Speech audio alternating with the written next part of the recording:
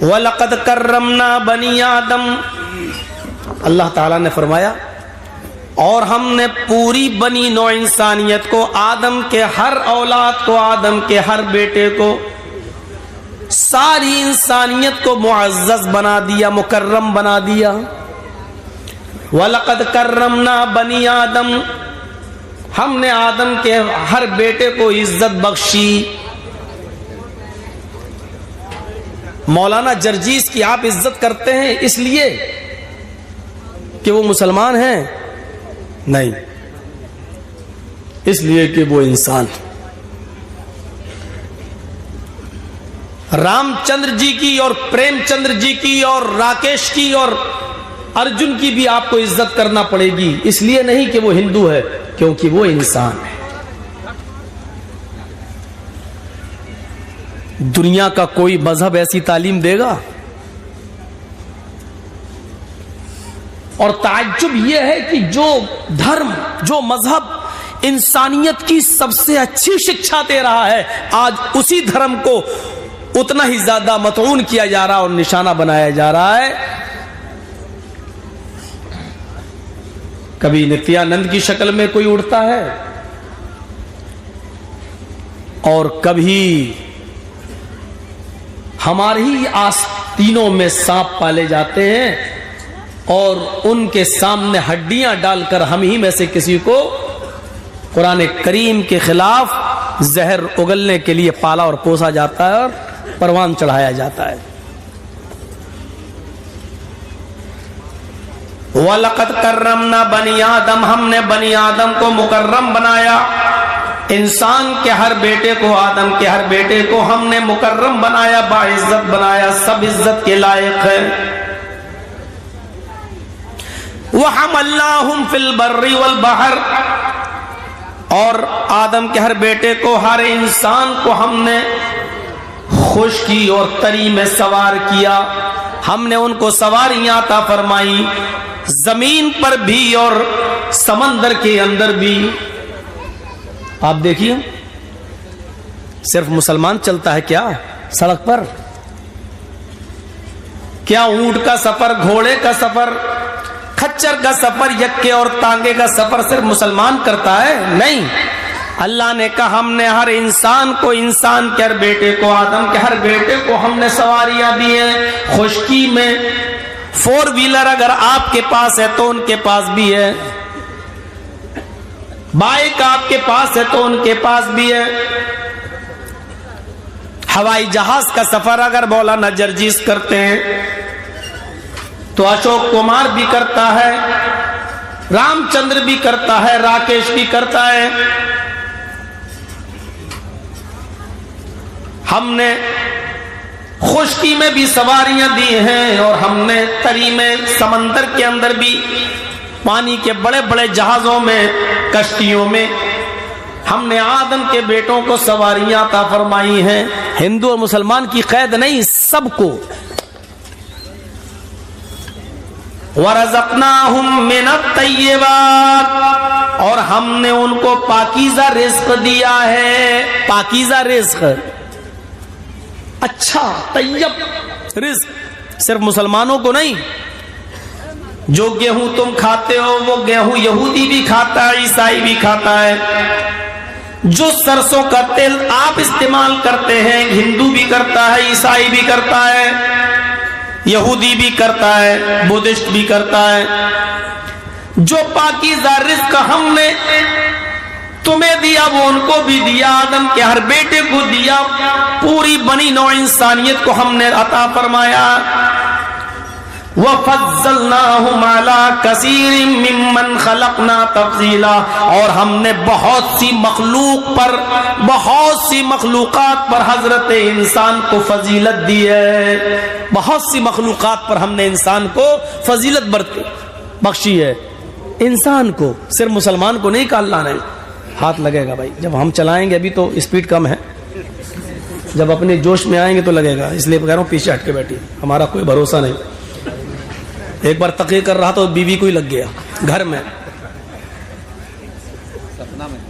سپنے میں نہیں، حقیقت میں پریکٹس کر رہا تھا میں، کیسے بولا جائے گا کر رہا تھا تو لگ گیا، پیچھے آ گئی۔ تو ہو جاتا ہے بھائی.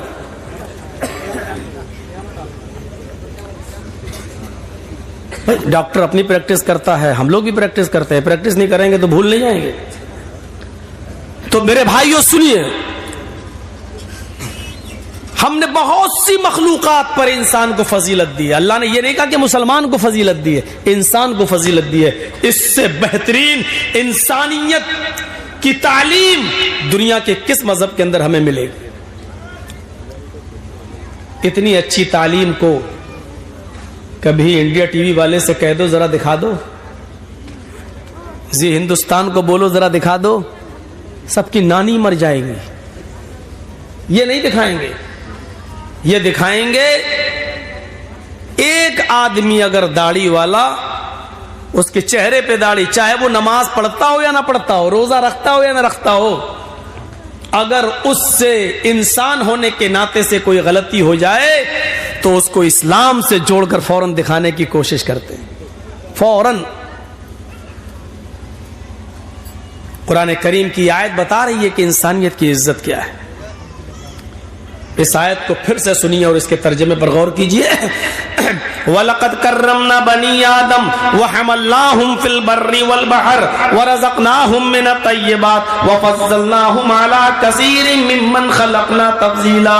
ہم نے بنی نوع انسانیت کو, ہم نے بنی آدم کو, ہم نے ساری دنیا کے انسانوں کو عزت بخشی ہے, مکرم بنایا, باعزت بنایا ہے. اور ہم نے پوری کی پوری انسانیت کو خشکی میں اور سمندر میں, زمین پر بھی اور پانی میں, تالاب میں, سمندر میں, ہم نے ان کو سواریاں عطا فرمائی ہیں. ہم نے بنی نوع انسانیت کو پاکیزہ رزق دیا ہے اور پوری کی پوری انسانیت کو بہت سی مخلوقات پر ہم نے ان کو فضیلت عطا فرمائی ہے. یہ پوری انسانیت کی عزت کا مسئلہ ہے. آئیے اب قرآن کریم کی ایک دوسری آیت ہم آپ کے سامنے پڑھنے جا رہے ہیں, جس میں اللہ تعالیٰ نے پوری دنیا کی انسانیت کو ایک خاندان سے جوڑا ہے, ایک خاندان سے جوڑ دیا, ایک کنبے اور قبیلے سے جوڑ دیا کہ تم الگ الگ مذہب کے ماننے والے تو ہو سکتے ہو, لیکن خاندان تمہارا ایک ہے, باپ تمہارا ایک ہے, ماں تمہاری ایک ہے. ایک خاندان سے جوڑ دیا. یا ایھا الناس انا خلقناکم من ذکر و انثی وجعلناکم شعوبا وقبائل لتعارفوا ان اکرمکم عند اللہ اتقاکم. ہائے سمپور جگت کی مانو ذاتی, ہائے ساری دنیا کے انسانوں, تم سب آپس میں بھائی بھائی ہو, اس لیے کہ ہم نے تم کو ایک ہی مرد اور ایک ہی عورت سے پیدا کیا ہے.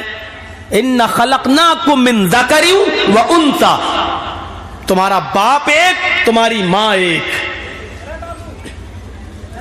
ایک ہی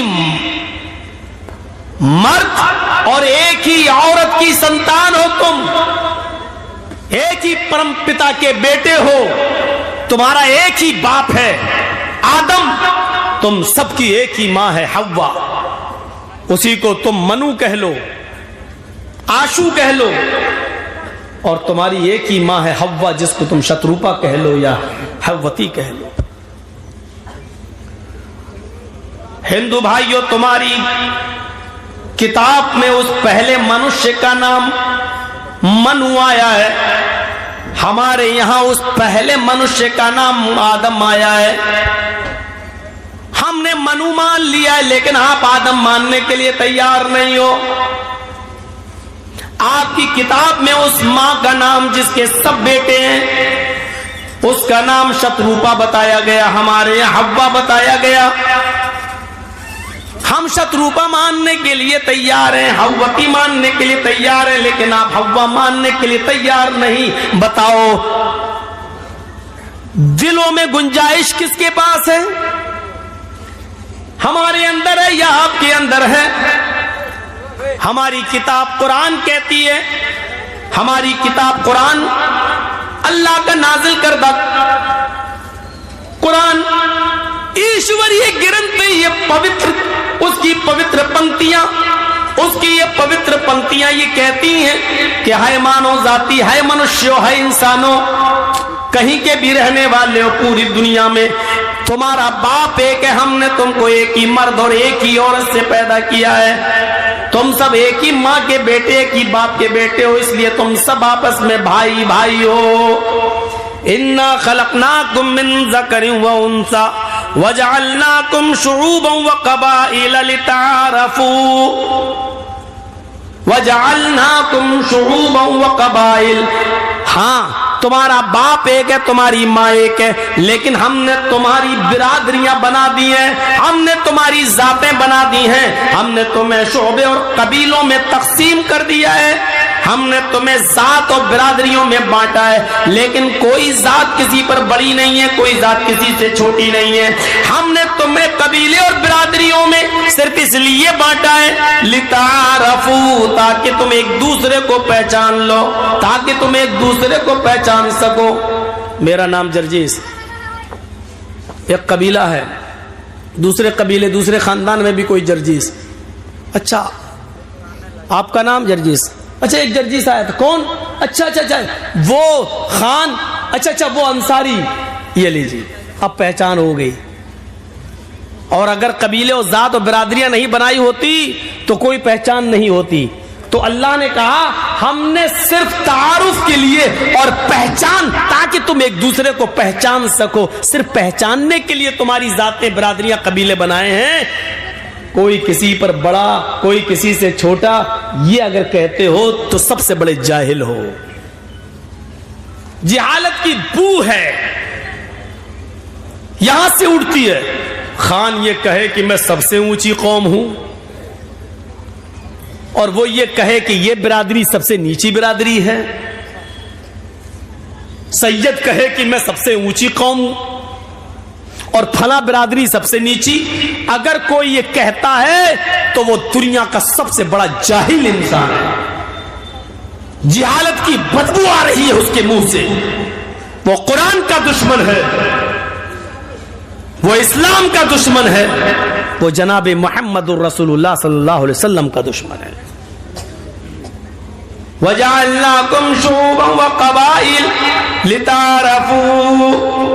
हजरत बिलाल रजी अल्लाह ताला अन्हु को अल्लाह के नबी ने मस्जिद नबी में कहा था, आइनल बिलाल, बिलाल कहाँ है? वो कहते लब्बैक व सादिक, मैं यहां हूं अल्लाह के नबी।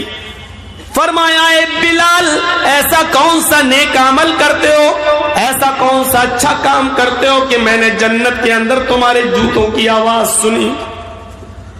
मुझे अल्लाह ने बता दिया कि मैं बिलाल को जन्नत देकर रहूंगा, ऐसा कौन सा अमल है तुम्हारा? आए बिलाल, अल्लाह के रसूल ने बिलाल के बारे में कहा, जबकि बिलाल रजी अल्लाह ताला अन्हु का हाल यह था कि हदीस की किताबें कहती हैं कि उनका रंग कोयले से ज्यादा काला, हबशी नस्ल, उनके होंठ मोटे मोटे, लेकिन अल्लाह के नबी उनको बशारत क्या दे रहे हैं? बिलाल, मैंने तुम्हारे जूतों की आवाज जन्नत के अंदर सुनी है। बड़े बड़े अमीर और दौलतमंद साहबा मुंह तकते रह गए।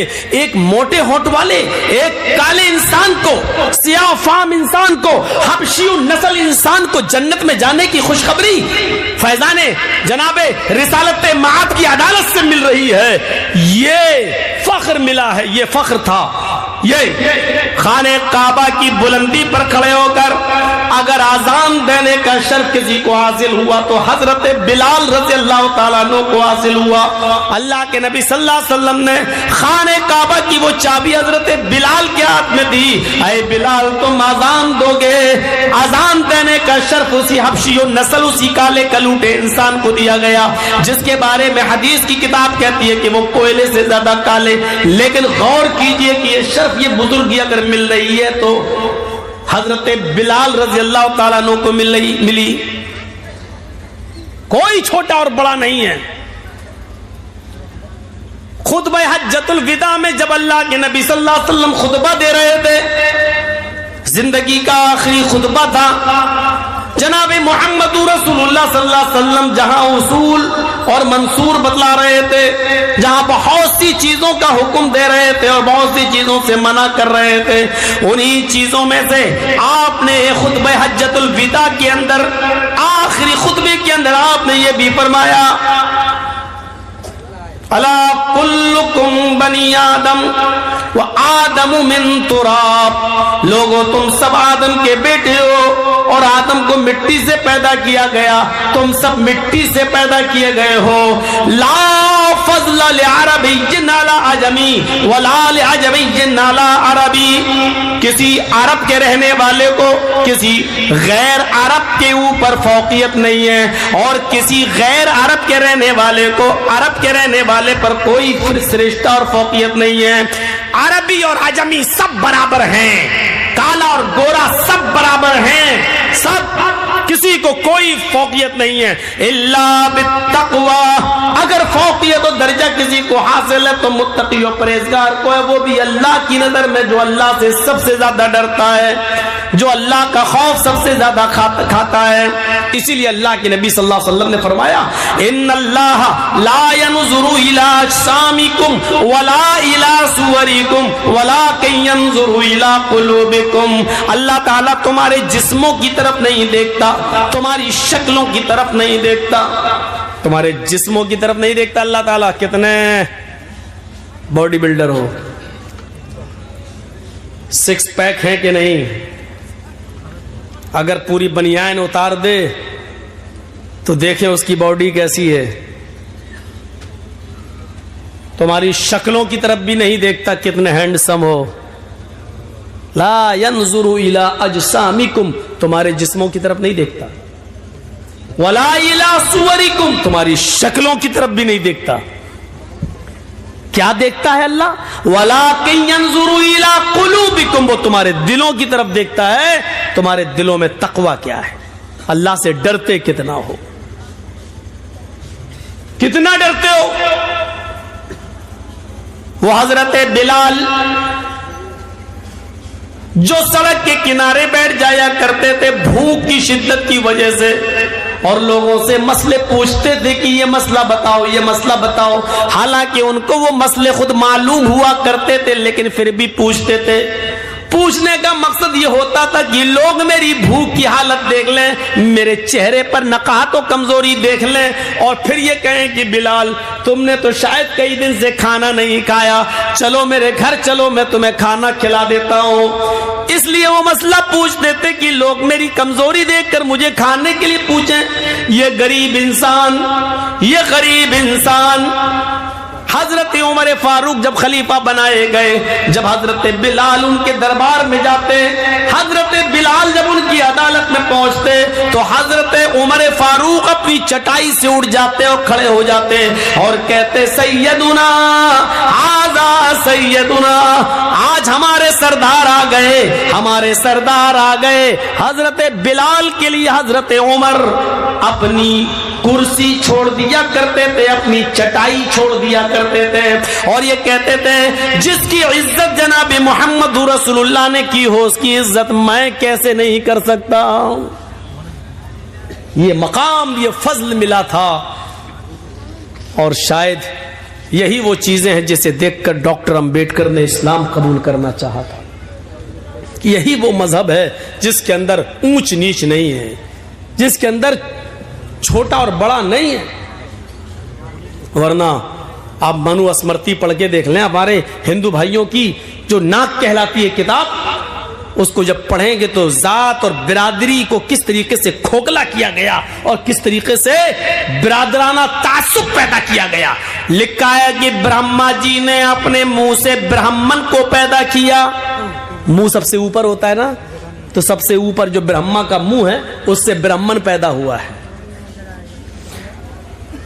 اپنے ہاتھوں سے برہما جی نے چھتری کو ٹھاکر کو پیدا کیا ہے۔ یہ ران، یہ گھٹنے سے اوپر کا حصہ، اس سے ویش پیدا ہوا ہے، برہما جی کی ران سے ویش پیدا ہوا ہے، اور پیر نیچے تک گھٹنے سے نیچے تک پیر پنجا، یہ سب ان پیروں سے، برہما جی کے پیروں سے شودر پیدا ہوا ہے، شودر ہریجن، لہذا یہ نیچی ذات ہے، نیچی ذات ہے، یہ غلامی کرنے کے لیے پیدا ہوا ہے، اس سے نالیاں صاف کراؤ، گندگی صاف کراؤ، صاف لکھا ہوا ہے منوسمرتی کے اندر۔ ذات اور برادری کی یہی سے بنیادیں ہل جاتی ہیں، جس کو قرآن کریم نے یہ کہہ کر ختم کر دیا کہ آئے سمپورن جگت کی مانو ذاتی، چاہے ہندو ہو یا مسلمان، سکھ ہو یا عیسائی، جینی ہو یا بدھسٹ، کمیونسٹ، کوئی بھی ہو، ہم نے تم کو ایک ہی مرد اور ایک ہی عورت سے پیدا کیا ہے، تم سب آپس میں بھائی بھائی ہو۔ وَجَعَلْنَاكُمْ شُعُوبًا وَقَبَائِلَ لِتَعَارَفُوا، ہم نے شعبے اور قبیلوں میں تمہیں اس لیے بانٹ دیا تاکہ تم ایک دوسرے کو پہچان سکو۔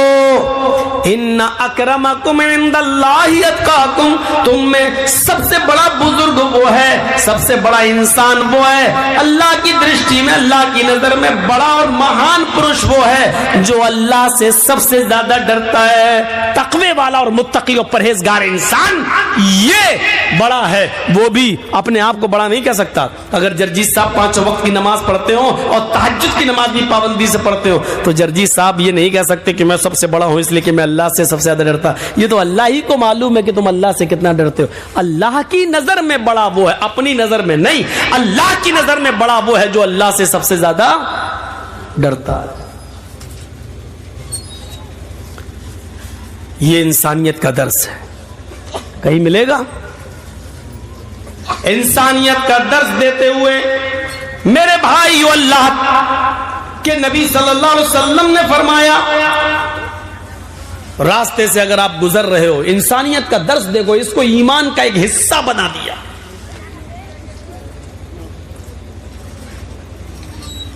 فرمایا الایمان بضع وسبعون شعبۃ فافضلها قول لا الہ الا اللہ وادناها اماطۃ الاذى عن الطریق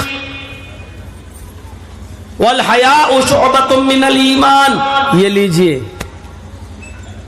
ایمان کا حصہ بنا دیا۔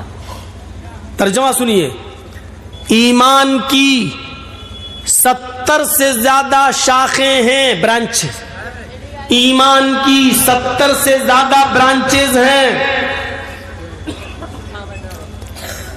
سروشریشٹھ برانچ، سب سے افضل درجہ ایمان کا کیا ہے؟ لا الہ الا اللہ، اس بات کی گواہی دینا کہ اللہ کے علاوہ کوئی معبود نہیں ہے۔ وَأَدْنَاهَا، لیجئے، یہ ایمان کا حصہ ہے، حالانکہ سب سے کمتر درجے کا ایمان ہے، لیکن یہ بھی ایمان ہے۔ کیا؟ وَأَدْنَاهَا إِمَاطَةُ الْأَذَى عَنِ الطَّرِيقِ، راستے میں اگر کوئی تکلیف دینے والی چیز پڑی ہوئی ہو اور آپ اس کو دیکھ لیں تو اس تکلیف دہ چیز کو ہٹانا آپ کی ذمہ داری بن جاتی ہے، آپ اس کو ہٹائیں اور دور کر دیں۔ اچانک سائیکل پہ آپ جا رہے ہیں اور دیکھا کہ کانٹا پڑا ہوا راستے میں، آپ گاڑی روکی، آپ نے دیکھ لیا، آپ تو بچ کے نکل گئے، لیکن کوئی بچہ بھی گزر سکتا ہے، کوئی نابینا اس کے پیر پہ کانٹا چبھ سکتا ہے، کوئی عورت جلدی میں گزری اس کو کانٹا چبھ سکتا ہے، پتھر پڑا ہوا ہے، کوئی جلدی میں جا رہا پتھر سے ٹکرا کے گر سکتا ہے۔ فرمایا تمہیں سائیکل روکنا پڑے گی، بائک روکنا پڑے گی، اگر تم 4 ویلر پہ ہو تو 4 ویلر کو بھی روکنا پڑے گا، اور اس تکلیف دہ چیز کو، کیلے کا چھلکا ہو، کانٹا ہو، پتھر ہو یا کوئی بھی تکلیف دینے والی چیز راستے میں پڑی ہے تو اس کو آپ ہٹائیں۔ یہ ایمان کا ایک حصہ ہے۔ آپ جانتے ہیں کہ اس راستے سے کوئی مسلمان نہیں گزرے گا، مرے کوئی یہودی، عیسائی، ہندو جائے گا، ہمارے باپ کا کیا جا رہا، ٹوٹنے دو دانت اس کے۔ آپ یہ سوچ کر نہیں گزر سکتے ہیں، یہ انسانیت کا تقاضا ہے۔ یہ مت دیکھو کہ گزرنے والا یہودی ہے یا عیسائی ہے یا ہندو ہے یا جینی ہے یا بدھسٹ ہے، نہیں، تمہیں وہ ہٹانا ہوگا تاکہ کسی انسان کو تکلیف نہ پہنچے۔ مسلمان نہیں، انسان کو تکلیف نہ پہنچے. ہمارے نبی صلی اللہ علیہ وسلم صرف یہ نہیں چاہتے کہ مسلمان محفوظ رہے، ہمارے نبی یہ چاہتے کہ ساری انسانیت جہاں تک ہو سکے اس کو تکلیف سے دور، تکلیف سے نجات دلائی جائے، اس کو دنیا میں کوئی تکلیف نہ دی جائے، اس کی تکلیف کو دور کیا جائے. یہی وجہ ہے کہ اللہ کے نبی صلی اللہ علیہ وسلم نے ہندو اور مسلمان کی کوئی قید نہیں لگائی، بلکہ فرمایا واللہ لا یؤمن، واللہ لا یؤمن، واللہ لا یؤمن، اللہ کی قسم وہ مومن نہیں، اللہ کی قسم وہ مومن نہیں، اللہ کی قسم وہ مومن نہیں. اور سنو میرے بھائیو، انسانیت کا درس سنو، یہ اسلام سب سے بڑا درس دے رہا ہے. آؤ دوسرے مذہب والوں کو میں چنوتی دیتا ہوں، چیلنج دیتا ہوں، آؤ اپنے مذہب کو قرآن کی کسوٹی پر، اسلام کی کسوٹی پر رکھو اور بتاؤ انسانیت کا سب سے بڑا علمبردار کون سا مذہب ہے، انسانیت کی سب سے اچھی تعلیم کون سا مذہب دے رہا ہے. آؤ قرآن، اللہ کے نبی کہتے ہیں وہ مومن نہیں. یا اللہ کون مومن نہیں؟ پھر سن لو وہ مومن نہیں. اللہ کے نبی کس کے بارے میں کہہ رہے ہیں کہ وہ مومن نہیں؟ ہاں پھر سن لو وہ مومن نہیں. اے اللہ کے نبی بار بار کیوں کہہ رہے ہیں؟ آپ ایک بار کہہ دیں تو کافی ہے.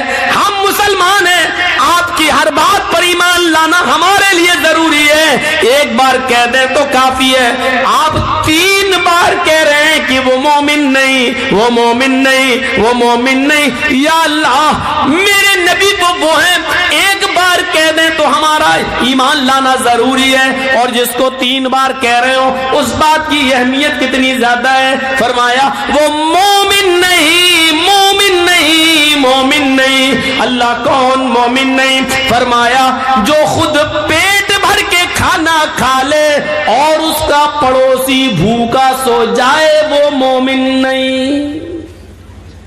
پڑوسی کا لفظ آیا ہے، یہ نہیں کہا کہ مسلم پڑوسی ہونا چاہیے. ہندو بھوکا مر رہا تو مرنے دو، یہودی بھوکا مر رہا تو مرنے دو، عیسائی بھوکا مر رہا تو مرنے دو، سکھ بھوکا مر رہا تو مرنے دو، بدھسٹ بھوکا مر رہا تو مرنے دو. مسلمان بھوکا نہیں مرنا چاہیے، یہ نہیں کہا جا رہا ہے. 3 بار وہ مومن نہیں، وہ مومن نہیں، وہ مومن نہیں. اور صرف یہ نہیں مومن نہیں، اللہ کی قسم وہ مومن نہیں، اللہ کی قسم وہ مومن نہیں، اللہ کی قسم وہ مومن نہیں. اللہ کون مومن نہیں؟ فرمایا وہ مومن نہیں جو خود پیٹ بھر کے کھانا کھا لے اور جس کا پڑوسی بھوکا سو جائے. پڑھو تہجدیں، کتنی پڑھنا ہے؟ حاجی صاحب حج کر کے آئے، 60 70 65 سال کی عمر ہو گئی، سعودی عرب کا رومال ڈالے ہاتھ، رات میں اٹھ کے وضو میں سجدوں پہ سجدے ٹھوکے چلے آ رہے. پڑوسی بھوکا سو گیا بیچارہ. آپ کی ذمہ داری تھی بستر پر سونے سے پہلے آپ اپنی بیٹی کو، آپ اپنی بہن کو، آپ اپنی بیوی کو پڑوس میں بھیجتے. باتیں باتوں میں آپ کی بیوی بہن بیٹی، پڑوسی کی بہن بیٹی بیوی یا چھوٹے چھوٹے بچوں سے پوچھ لیتی بیٹے تمہارے گھر میں کیا بنا ہے. بچے جھوٹ نہیں بولتے، بچے اکثر سچ بولتے ہیں. آپ کی بیوی، آپ کی بہن کی ذمہ داری تھی کہ چھوٹے چھوٹے بچوں سے، بڑے تو شرما بھی جائیں گے، ہمارے گھر کی پول نہ کھولے، چھوٹے چھوٹے بچوں سے پوچھا جائے بچوں تمہارے گھر میں آج کیا بنا ہے؟ دیکھو آج ہمیں بھوک لگی ہے، ہم کھانا کھانا چاہتے ہیں. اس سے پتا چلے گا ان بچوں نے کیا کھایا ہے، ان بچوں نے کیا پیا ہے. یہ تمہاری ذمہ داری تھی. اللہ کی قسم تو تہجد پڑھتا رہا، اللہ کی قسم رات میں اٹھ کر تو نفل پہ نفل ٹھونکتا رہا، سجدوں پہ سجدے ٹھونکتے رہا، رکوع پہ رکوع کرتا گیا، اور تیرا پڑوسی بھوکا سو گیا، چاہے وہ ہندو ہو یا مسلمان، میکسیکو یا عیسائی، کعبے کی رب کی قسم تیری تہجد قبول نہیں، تیری عبادت قبول نہیں، تیری فرض اور نفل قبول نہیں، کیونکہ اللہ کے نبی نے کہا وہ مومن نہیں، وہ مومن نہیں، وہ مومن نہیں۔ انسانیت کا اتنا بڑا درس۔ ایک صحابی تھے، ان کے گھر میں چوہے بہت ہو گئے تھے، تو کسی سے انہوں نے مشورہ کیا کہ بھائی میرے گھر میں چوہے بہت زیادہ ہیں، کیا کریں یار، کوئی راستہ بتاؤ۔ تو انہوں نے کہا بہت آسان راستہ، ایک بلی پال لو۔ انہوں نے کہا یار یہ تو بہت آسان راستہ ہے۔ وہ ایک بلی لے آئے، اور جب بلی لے آئے تو انہوں نے پال لی۔ دوسرے دن چوہے بھاگ گئے، سب کوئی چوہا ہی نہیں ہے۔ اب وہ سوچ رہے ہیں کہ یار میری بلی نے تو ایک بھی چوہا نہیں کھایا ہے، چوہے تو روز آتے تھے، میرے کپڑے کاٹ جاتے تھے، یہ کر جاتے تھے، وہ کر جاتے تھے، اور بلی نے ایک بھی چوہا نہیں کھایا، نہ مارا، چوہے بھاگ کہاں گئے؟ دوسرے دن انہوں نے بلی ختم کر دی، بھلے ماری نہیں ہے، بلی کو چھوڑ دیا، چلی گئی۔ کسی نے پوچھا کہ تم نے بلی، چوہے پھر آ گئے۔ پوچھا کہ بھائی تم تو بلی لے آئے تھے، پھر کیا ہوا؟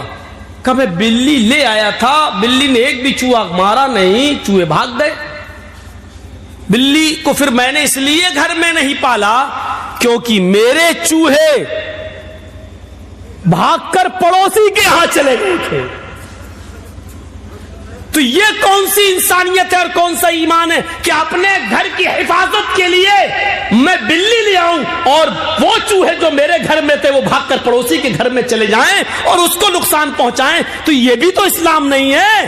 اللہ کے نبی نے فرمایا جو اپنے لیے پسند کرو وہ اپنے بھائی کے لیے پسند کرو، تو جو چوہے مجھے اپنے گھر میں پسند نہیں ہے تو اپنے بھائی کے گھر میں کیسے پسند کر لوں؟ اس لیے میں نے سوچا کہ ڈر کی وجہ سے بلی کے یہ چوہے پڑوسی کے گھر میں گھس گئے، پڑوسی کو ستانا بھی اچھا نہیں ہے۔ انہوں نے کہا بلی کو ہٹا دو، میرے چوہے مجھے نقصان پہنچائیں لیکن پڑوسی کو نہیں۔ اتنا احساس کس کو ہوتا ہے؟ یہاں تو یہ دیکھتے ہیں کہ میرے گھر میں کیا پکا ہے، پڑوسی کے گھر میں کیا پکا ہے، آج اس نے یہ پکایا تو میں اس سے اچھا پکاؤں۔ ہم نے آج 500 روپے کمائے، پڑوسی نے 800 کیسے کما لیے؟ آج یہ صورتحال ہماری ہو گئی۔ انسانیت کا درس دیکھیے، اللہ کے نبی فرماتے ہیں مومن نے عبداللہ ابن عمر رضی اللہ تعالیٰ عنہ، کون نہیں جانتا، جلیل القدر صحابی حضرت عمر فاروق کے بیٹے، ان کے گھر عقیقہ ہوا۔ عبداللہ ابن عمر اپنے بیٹے کا عقیقہ کر رہے ہیں، بکرے 2 جانور خرید کے لائے تو اپنی بیوی سے کہا اس کو 7ویں دن ذبح کرنا ہے نا، عقیقہ 7ویں دن ہے، 7ویں دن اس کو ذبح کرنا ہے۔ دیکھو میری بیوی، جب بکرے ذبح ہو جائیں اور گوشت پک جائے 7ویں دن تو میرے پڑوسی کو ضرور پہنچا دینا اس کا گوشت۔ پڑوسی یہودی تھا، ایک بات یاد رکھیے گا، سنیے، پڑوسی کون تھا؟ یہودی۔ اور حضرت عبداللہ ابن عمر کے ہاں آج بچہ پیدا ہوا، کل 2 جانور لے آئے، کل 2 جو ذبح کرنا تھا، 2 خصی، 2 بکرے، 2 مینڈے، 2 مینڈے وہ لے آئے، اور کہا بیوی 7ویں دن جب ذبح ہو جائیں اور گوشت پک جائے تو پڑوسی کو پہنچا دینا۔ کہا ٹھیک ہے۔ پھر جب 4 دن رہ گئے، کہا دیکھو بھولنا نہیں، پہنچا دینا، کہ ہاں ٹھیک ہے۔ 3 دن رہ گیا، دیکھو پہنچا دینا، بھولنا نہیں۔ 1 دن رہ گیا، پہنچا دینا، بھولنا نہیں۔ آج عقیقہ ہے، بکرا دونوں جانور ذبح کر دیے، جیسی چھری چلا کر ذبح کر دیے، بولے دیکھو گوشت پک جائے تو بھولنا نہیں، پڑوسی کو دے دینا۔ اب بیوی ہاں ٹھیک ہے دے دوں گی۔ کھال اترنے لگی، جب بوٹیاں بننے لگیں، پھر آئے عبداللہ ابن عمر، بن گئی گوشت کی بوٹیاں؟ نہیں ابھی بن رہی ہیں۔ ہاں دیکھو جب گوشت پک جائے تو پڑوسی کو ضرور پہنچا دینا۔ بیوی کہتی ہاں معلوم ہے بھائی، 5-6 دن سے آپ بول رہے ہیں، میں سن لیا ہے، پہنچا دوں گی۔ ہانڈی جب چولہے پہ رکھ دی اور گوشت جب بھننے لگا تو کہا تیار ہو گیا، کیوں آپ کو زیادہ بھوک لگ رہی ہے کیا؟ کہا نہیں بھوک کی بات نہیں ہے۔ پھر کہا میں یہ دیکھ رہا ہوں کہ کب پکے گا، میرے پڑوسی کو۔ بیوی کو اب بہت غصہ آ گیا، کوئی بات بار بار کہی جائے تو آدمی پک جاتا ہے. مجھے یاد ہے یہ کوئی آدمی مجھے ایئرپورٹ پہ سے لینے گئے اور لے کے آئے, مولانا صاحب ہمارے ہاں کے حالات بہت خراب ہیں, ذرا سنبھل کے بولنا, ایسا مت بولنا. میں نے کہا ٹھیک ہے بھائی, یاد رکھوں گا. جب تک گاڑی چلتی رہی وہ یہی سمجھاتے رہے ہم کو. میں نے کہا ٹھیک ہے. اصل میں وہی ذمہ دار تھے اور تھانے میں ان سے لکھوا لیا گیا تھا کہ اگر کچھ ہوا تو سب سے پہلے میں تمہیں پکڑوں گا. تو ان کو تو ڈر اس لیے لگا ہوا تھا. اب گاڑی سے اترے, جس روم میں ہم کو ٹھہرایا, مولانا دیکھیے بھائی میری عزت کا سوال ہے. میں نے کہا ٹھیک ہے. ناشتہ آیا, پانی پیا. دیکھیے مولانا بہت زیادہ وہ CID والا پریشان کر رہا, بار بار فون کر رہا ہے. میں نے کہا ہاں بھائی ٹھیک ہے بھائی, میں صحیح بولوں گا, گھبراؤ نہیں. کھانا کھلا رہا تب بھی وہی, اس کا دماغ وہی لگا ہوا ہے. اسٹیج پہ بیٹھ گیا, آدھے گھنٹے تک دوسروں کی تقریر چل رہی تھی, میں بیٹھا رہا. اور جیسے ہی میں کرسی پہ بیٹھا پھر کان میں کہہ دیا مولانا ذرا خیال رکھیے گا. اب میرا ایئرپورٹ سے لے کے یہاں تک اس نے پکا کے رکھ دیا. میں نے شروعات ہی وہیں سے کر دی اور پوری 2 گھنٹے تک میں نے پھر تو تقریر کی. جس سے منع کیا وہی سب سے زیادہ بولا, اور پیچھے مڑ کے دیکھا تو سب غائب ہے ہی نہیں, بھاگے. اور بعد میں جب جلسہ ولسہ ختم ہوا تو گاؤں والوں میں فون نمبر ہوتے ہی ہیں, کسی سے میں نے پوچھا فون کر کے, پتا چلا 3 دن کے بعد وہ گاؤں میں آیا. وہ آدمی 3 دن کے بعد آیا, گاؤں چھوڑ کے بھاگ گیا تھا. کہتا کہ اس مولوی کو جتنا منع کرو گے اتنا ہی کرے گا. ہم نے کہا یہ آدم علیہ السلام کی فطرت ہے, میرے اندر بھی ہے. اللہ تعالیٰ نے کتنی بار کہا دیکھو جنت میں خوب کھاؤ, جتنا کھا سکتے ہو کھاؤ, ٹہلو گھومو آدم سے, لیکن اس پیڑ کے پاس مت جانا, اس درخت کے قریب مت جانا. اور جس سے منع کیا گیا وہ وہیں چلے گئے. تو یہ تو آدم کی فطرت میں شامل ہے, ہم بھی تو انسان ہیں. ارے ایک بار کہہ دیا, 2 بار کہہ دیا, تم کسی کو پکاؤ گے. اب ایسا لگتا ہے, پھر بعد میں غصہ آ گیا. پھر مجھے ایسا لگا جیسے میں تمہارا نوکر بن کے آیا ہوں. ٹھیک ہے, جلسہ کمیٹی کو حق ہے کہنے کا, کیونکہ علاقے کا ماحول وہ جانتے ہیں, بالکل حق ہے ان کو کہنے کا. لیکن ایک بار عقل مند عالم وہ ہے جو ایک بار کہہ دیا جائے وہ سمجھ جائے اور اس کو اپنے حساب سے پھر بولنا ہے. لیکن ایئرپورٹ سے لے کر گھر تک, کھانا کھلانے تک, ناشتے تک, پانی چائے لاؤ, تب بھی, یہاں تک کہ جب بولنے جا رہا تب بھی کان میں مولانا صاحب بہت حساس علاقہ ہے, بہت خطرناک ماحول ہے, ذرا صحیح سے بولیے کہ بڑی مشکل سے پرمیشن ملی. چپ رہو یار, دماغ پکا کے رکھ دیا. پھر ہم وہیں سے بولنا شروع کر دیا. تو بیوی کو بار بار کہا, جانور لائے تو کہا, 6 دن پہلے کہا, 5 دن پہلے کہا, 4 دن, 3 دن, 2 دن, 1 دن, ذبح ہو گیا اس دن بھی, بوڈیاں بن رہی اس دن بھی. جب چولہے پہ پکنے لگا تو کہا زیادہ بھوک لگ رہی ہے آپ کو. کہا مجھے نہیں پک رہی ہے, ہمیں پڑوسی کی فکر ہے. ارے میں نے سن لیا, بار بار پڑوسی پڑوسی. ارے مجھے معلوم ہے, پکنے تو دو, ایسی دے دوں کچا کیا.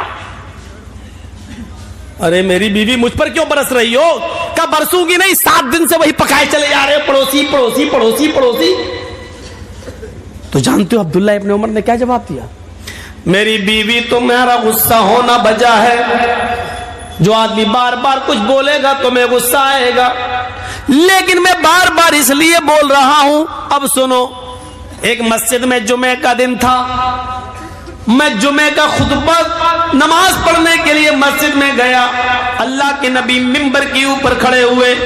آپ نے جمعے کے دن جو خطبہ دیا ممبر کے اوپر کھڑے ہو کر وہ پڑوسیوں کے بارے میں دیا.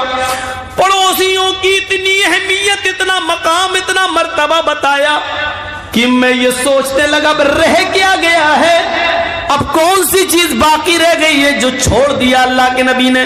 سب تو بتا دیا, یہ پڑوسی کا حق, یہ پڑوسی کا حق. اب ڈر لگنے لگا, اللہ کے نبی صلی اللہ علیہ وسلم سب کچھ تو بتا چکے, اب کہیں یہ نہ کہہ دیں کہ تم جس گھر میں رہتے ہو, جس کمرے میں رہتے ہو, جس باغ میں رہتے ہو, یا جس زمین کے مالک ہو, اس میں اتنا اتنا حصہ تمہارے پڑوسی کا بھی ہے, اتنا حق تمہارے پڑوسی کا ہے. کہیں اللہ کے نبی صلی اللہ علیہ وسلم میری زمین و جائیداد و گھر و مکان میں پڑوسی کو وارث نہ بنا دیں. بنایا نہیں, لیکن ڈر لگنے لگا کہ کہیں اللہ کے, اب آخری چیز یہی تو رہ گئی ہے, اب کہیں ایسا نہ ہو کہ اللہ کے نبی یہ کہہ دیں, یہ نہ کہہ دیں کہ پڑوسی کا اتنا حق ہے. میری بیوی اس لیے میں بار بار کہہ رہا ہوں کہ پڑوسی کو پہنچاؤ. یہ ہے انسانیت کا سب سے بڑا علمبردار مذہب. میرے پیارے ساتھیوں, ذرا غور کرو, انسانیت سب سے زیادہ اگر ملے گی تو اسلام کے اندر ملے گی. ہندو, مسلمان, یہودی اور عیسائی کی کوئی قید نہیں لگائی گئی ہے, کوئی قید نہیں. آئیے ایک اور چیز بتائیں تمہیں, اچھی لگے گی.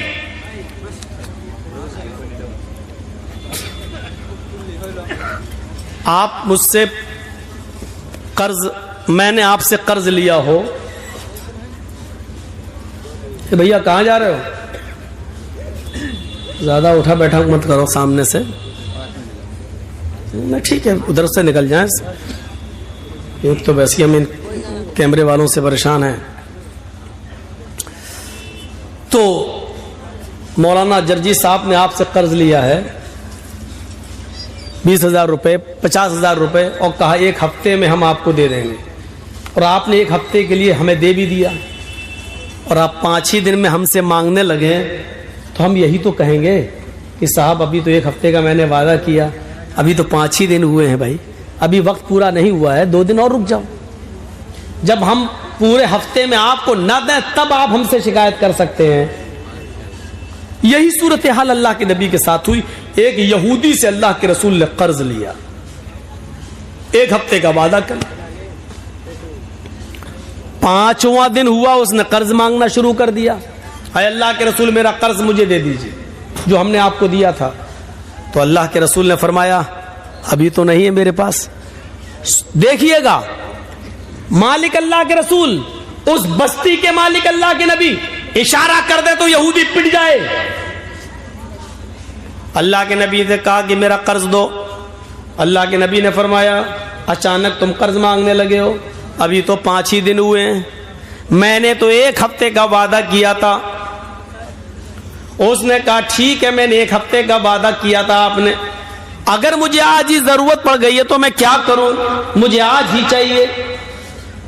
اللہ کے رسول صلی اللہ علیہ وسلم فرماتے کہ آج تو آنن فانن میں کر نہیں پاؤں گا, اتنی جلدی میرے پاس انتظام کیسے ہو سکتا ہے, تم نے تو اچانک میرے سامنے اپنے قرض کے لیے ہاتھ پھیلا دیا. اس یہودی نے غصے میں کہا اے محمد صلی اللہ علیہ وسلم, تو ہم اس لیے کہہ رہے ہیں کہ نام آ رہا ہے, اس نے تو نہیں کہا اے محمد آپ کو آج ہی میرا قرض دینا ہوگا. آپ نے کہا وہ تو نہیں ہے, ابھی 2 دن باقی ہے, میں 2 دن کے اندر اندر تمہارا قرض واپس کر دوں گا انشاءاللہ.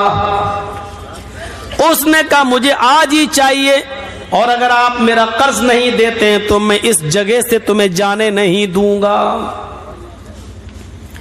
اس جگہ سے میں تمہیں اٹھنے نہیں دوں گا.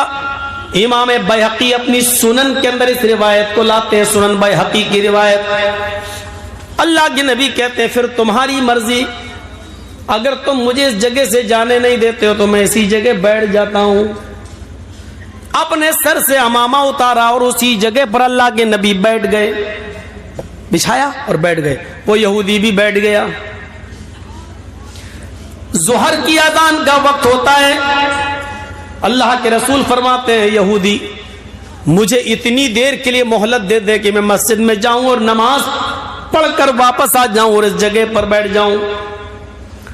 اس یہودی نے کہا میرا قرض دے دو اور شوق سے نماز پڑھنے جاؤ, اور اگر نہیں دیتے ہو تو میں نماز پڑھنے کے لیے بھی آپ کو یہاں سے اٹھنے نہیں دوں گا.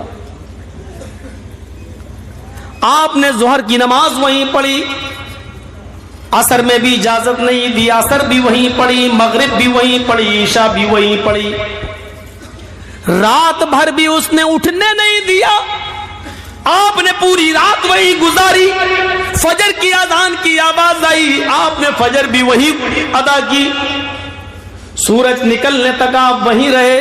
جب سورج نکل گیا اور کافی بلند ہو گیا تب وہ یہودی اللہ کے نبی صلی اللہ علیہ وسلم کے قریب آ کر بیٹھتا ہے اور کہتا ہے محمد صلی اللہ علیہ وسلم میں آپ سے قرض نہیں مانگنا چاہتا تھا، نہ میرا ارادہ تھا کہ قرض مانگا جائے، بلکہ کل ہی میں نے اپنی کتاب تورات کو پڑھا تھا، کل ہی میں نے اپنی کتاب تورات کو پڑھا تھا، اس تورات میں لکھا تھا کہ آخری نبی جو آئے گا وہ بڑا حلیم اور بردبار ہوگا، اس کو غصہ نہیں آئے گا، اس کو سخت سے سخت لہجے میں بھی اس سے گفتگو کی جائے گی تو وہ خندہ پیشانی سے سنے گا، اس کی پیشانی پر پسینہ نہیں آئے گا، وہ بدتمیز نہیں ہوگا، اس کے اخلاق بہت اچھے ہوں گے۔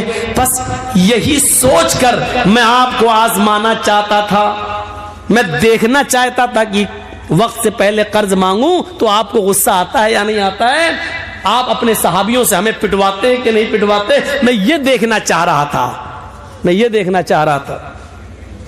جیسے آج کل دیکھ رہے ہیں نا بوکھلاہٹ، جب دیکھا جا رہا ہے کہ ہماری ہوا ڈھیلی ہے، پوزیشن خراب ہے، تو کسی طریقے سے ہندو مسلم کرایا جائے اور جو ہمارے پالتو کتے ہیں جو ہماری ہڈیوں پہ پل رہے ہیں انہی کے ہاتھ سے گولیاں چلوائی جائیں اور کئی لوگوں کو مروا دیا جائے۔ سمجھ گئے نا؟ اب کھل کے مت بلواؤ یار، حالات نازک ہیں، اشارہ آپ سمجھ لیجئے، اتنا میں نے بول دیا جس پر میرے اوپر کیس نہیں ہو سکتا۔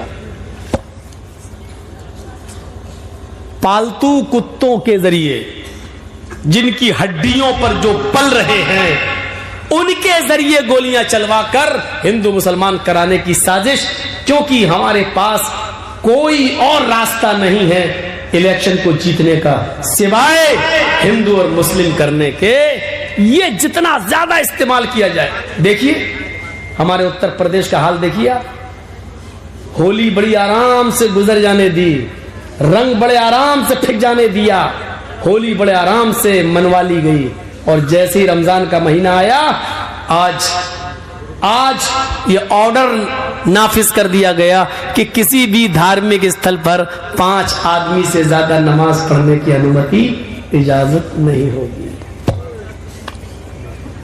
اور اللہ کی قسم میں علم غیب سے واقف نہیں، لیکن میں نے اتر پردیش کی ایک تقریر میں کہہ دیا تھا کہ ہولی تک لاک ڈاؤن میں تھوڑی ڈھیل مل رہی ہے، یہ ہولی جیسے ہی جائے گی سب پہ شکنجا کسا جائے گا اور تیر بالکل نشانے پر لگا۔ آج یہ آرڈر نافذ ہو گیا ہے اتر پردیش کے اندر۔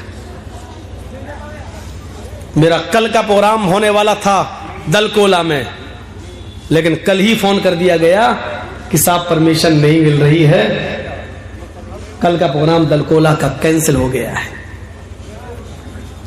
آپ لوگوں نے جس حساب سے بھی کیا، اللہ تعالیٰ آپ کے اس جلسے کو کامیاب کرے، مینج کر کے ہندوستان میں چلتا۔ تو میرے بھائیوں، عرض اتنا کرنا تھا مجھے، انسانیت یہاں سے سیکھیے آپ، جو اسلام پیش کر رہا ہے، اسلام پیش کر رہا ہے۔ اللہ کے نبی صلی اللہ علیہ وسلم نے فجر بھی وہیں پڑھی، سورج نکل گیا تو وہ یہودی خود آتا اور کہتا کہ اللہ کے نبی صلی اللہ علیہ وسلم میں دیکھنا چاہتا تھا کہ آپ کو غصہ تو نہیں آتا ہے۔ تو اللہ کے نبی صلی اللہ علیہ وسلم نے پوچھا کیف وجدت نعتی فی کتابک، اپنی کتاب کے مطابق تم نے میری صفت کیسی پائی، یعنی تم نے اپنی کتاب تورات میں جو پڑھا تھا اس کے مطابق مجھے کیسا پایا؟ اس نے کہا میری کتاب میں جیسے لکھا تھا اس سے بھی اچھا، اس سے بھی آگے بڑھ کر، اس سے بھی بڑھ کر آپ کو میں نے باخلاق پایا ہے۔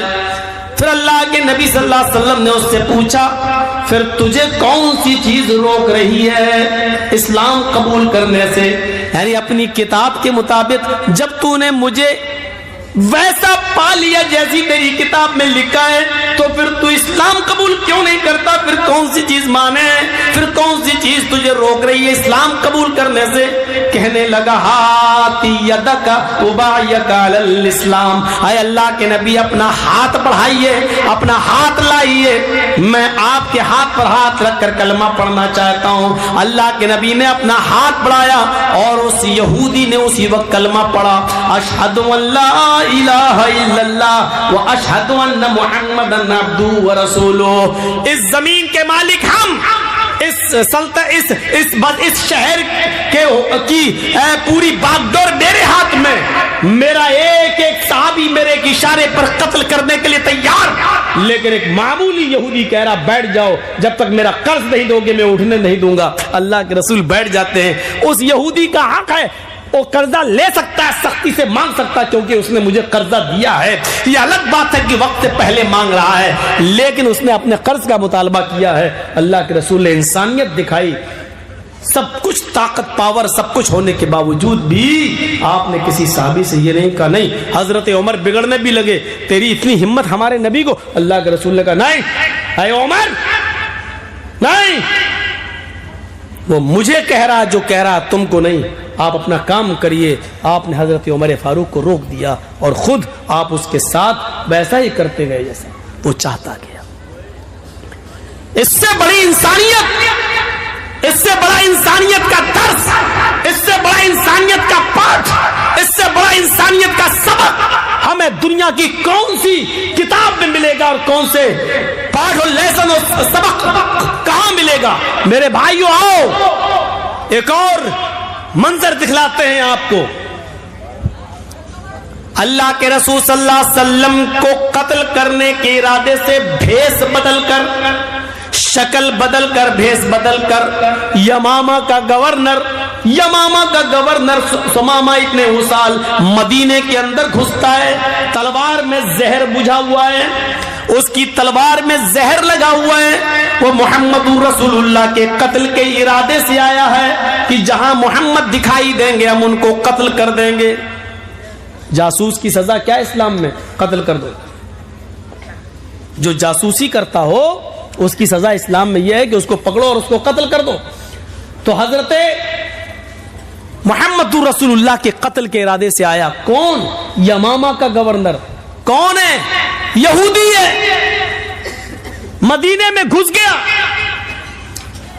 لیکن محمد رسول اللہ صلی اللہ علیہ وسلم کی خفیہ اور جاسوسی پولیس نے، خفیہ فورس نے پتہ لگا لیا اور اس بھیس بدل کر آنے والے سمامہ ابن اسال کو اریسٹ کر لیا، گرفتار کر لیا۔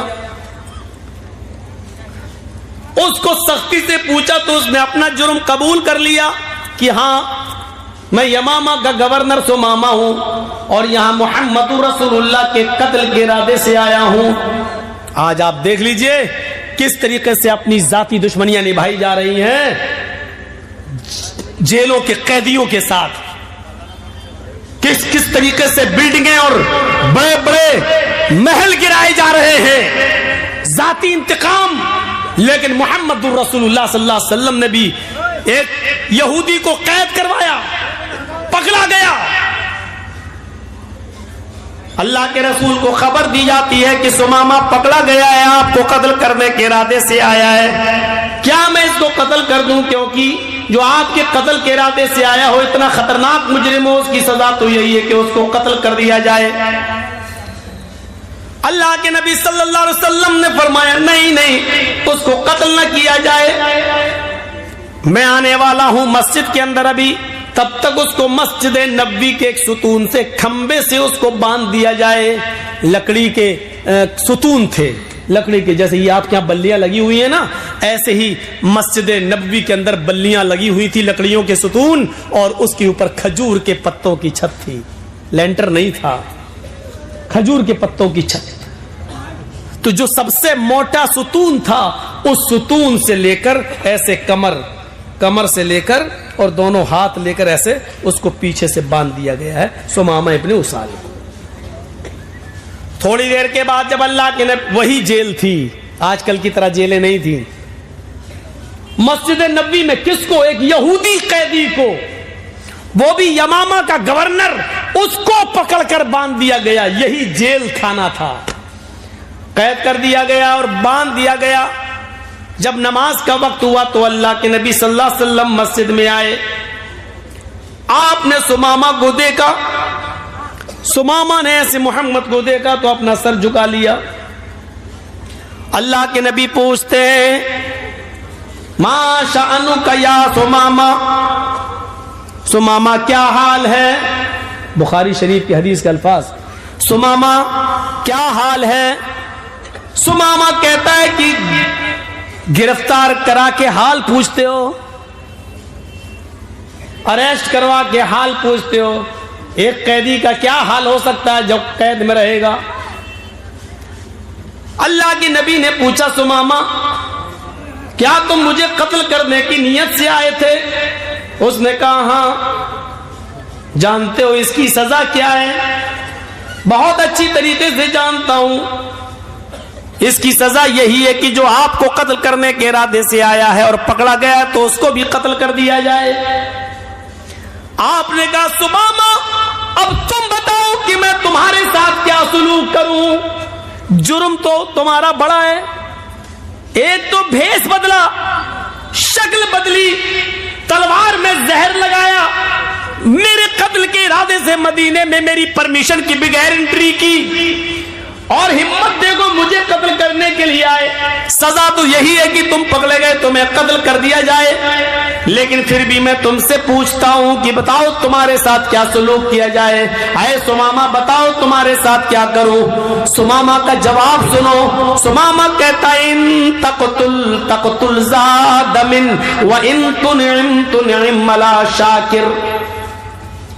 اے محمد صلی اللہ علیہ وسلم آپ کو اختیار ہے, آپ چاہیں تو مجھے قتل کر سکتے ہیں. اگر آپ قتل کریں گے تو آپ مجرم نہیں ہوں گے. ایک صاحب حق کو قتل کریں گے, ایک مجرم کو قتل کریں گے. جو قتل کے لائق ہے اس کو قتل کریں گے. آپ کا کوئی گناہ نہیں ہے. اگر آپ مجھے قتل کرنا چاہیں تو قتل کر سکتے ہیں. آپ حقیقت میں مستحق, جو قتل ہونے کا مستحق ہے اسی کو قتل کریں گے. لیکن آپ تو بڑے رحم والے ہیں, رحمت والے ہیں, کرپالو اور دیابان ہیں. اس لیے وَإِن تُنْعِمَ لَا شَاكِرْ, اگر احسان کریں گے چھوڑ دیں گے. میرے بیوی بچے ہیں, اگر آپ مجھے چھوڑ دیں گے کچھ لے دے کر تو آپ کا ایک احسان ہوگا, میں آپ کا شکر گزار ہوں گا, میں آپ کا شکر کو ادا کروں گا. اللہ کے نبی نے کہا چھوڑ دیا. اس دن کچھ نہیں کہا, ٹھیک ہے. دوسرے دن پھر آپ آئے, پھر وہی پوچھا سمامہ کیا کروں تمہارے ساتھ؟ سمامہ کا پھر وہی جواب, قتل کرنا چاہیں تو قتل کر دیں, چھوڑنا چاہیں تو چھوڑ دیں. قتل کریں گے تو آپ مجرم نہیں ہوں گے, چھوڑ دیں گے تو آپ کا احسان ہوگا میرے. دوسرے دن بھی آپ نے کچھ نہیں کیا. سمامہ کو کھانا کھلایا, ہاں, پانی پلایا, کوئی تکلیف تو نہیں ہونے دی. نہیں اللہ کے رسول, میں سمامہ کو صرف باندھے ہوں, بس کھانے کے وقت چھوڑ دیتا ہوں پھر باندھ دیتا ہوں. قضائے حاجت پیشاب پائخانے کے لیے جاتا ہے تو اس وقت کچھ لوگ اس کے ارد گرد رہتے ہیں, چاروں طرف سے گھیرا لگا لیتے ہیں اور پھر اس کو پکڑ کے پھر یہاں باندھ دیتے ہیں. کوئی کمی نہیں ہونے دی جا رہی ہے. ہم لوگ بھوکے رہتے ہیں لیکن سمامہ کو کھانا کھلاتے ہیں. آپ نے کہا ٹھیک. تیسرے دن پھر سمامہ سے پوچھا, سمامہ بولو تمہارے ساتھ کیا کروں, کیا حال ہے؟ کہا جس حال میں ہوں اسی حال میں. کیا کروں؟ کہا اللہ کے نبی کیا بار بار پوچھتے ہیں کیا کروں؟ کل بھی پوچھا, پرسوں بھی پوچھا, آج بھی پوچھ رہے کیا کروں. میرا وہی جواب ہے, آپ چھوڑ, اگر قتل کرتے ہیں تو ایک مستحق کو قتل کر رہے ہیں. ان تقتل ذات دم, قتل کرنا چاہیں تو کر دیجئے. ایک خون والے کو خون کر رہے ہیں. ایک ایسے انسان کو آپ ماریں گے جو واقعی مرنے کے لائق ہے, مرنے کا حق ہے, اس کا مرنے کا حق رکھتا ہے وہ, اور اگر چھوڑ دیں گے تو آپ کا ایک احسان ہوگا. آپ نے کہا سمامہ 3 دن سے میں تمہیں قید کیے ہوئے ہوں, کھانے پینے میں کوئی تکلیف نہیں ہونے دی. اس نے کہا بالکل.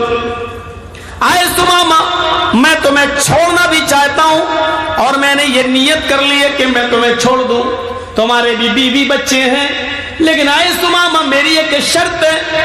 کہا بتاؤ اے محمد. کچھ مال چاہیے، دولت چاہیے، سونا چاندی چاہیے، میں یمامہ کا گورنر ہوں، ایک حکم دوں گا بھی فوراً چلا آئے گا. آپ نے کہا نہیں اے سمامہ مجھے سونے کی چاندی کی ضرورت نہیں ہے. سمامہ میری ایک شرط بس اتنی ہے، میں جب بھی مسجد میں آتا ہوں تو مجھے دیکھتا ہے، چہرہ گھما لیتا ہے، مجھے دیکھتا نہیں ہے، میری آنکھوں میں آنکھیں نہیں ڈالتا ہے. سمامہ بس میری خواہش اتنی ہے، ایک بار تو میری آنکھوں میں آنکھیں ڈال کر مجھ سے بات کر. جیسے میں تجھ سے بات کر رہا ہوں تو مجھے دیکھ کر بات کر، میں تجھ سے بات کرتا ہوں تو سر پھیر کر، چہرہ دوسری طرف کر کے منہ موڑ کر مجھ سے بات کرتا ہے. اے سمامہ میں وعدہ کرتا ہوں کہ میں تجھے چھوڑ دوں گا، لیکن ایک بار تو میری شکل تو دیکھ لے، میری آنکھوں میں آنکھیں ڈال کر بات تو کر لے. مولانا جرجیس کو اگر پھانسی کی سزا ہو جائے اور جج صاحب یہ کہہ دیں کہ جرجیس صرف میری آنکھوں میں آنکھیں ڈال کر بات کرو، مجھے دیکھ کر بات کرو، میں تمہاری پھانسی کی سزا معاف کر دوں گا، تو بتاؤ جرجیس دیکھ لے گا کہ نہیں دیکھ لے گا؟ ارے دیکھنے میں کیا جی جج صاحب. لیکن یہ کتنا بڑا شاطر دماغ آدمی، اس کو آفر بھی دے دیا میں چھوڑ دوں گا، اور وہ جانتا ہے کہ محمد صلی اللہ علیہ وسلم اپنے وعدے کے پکے ہیں، جو کہتے ہیں کرتے ہیں.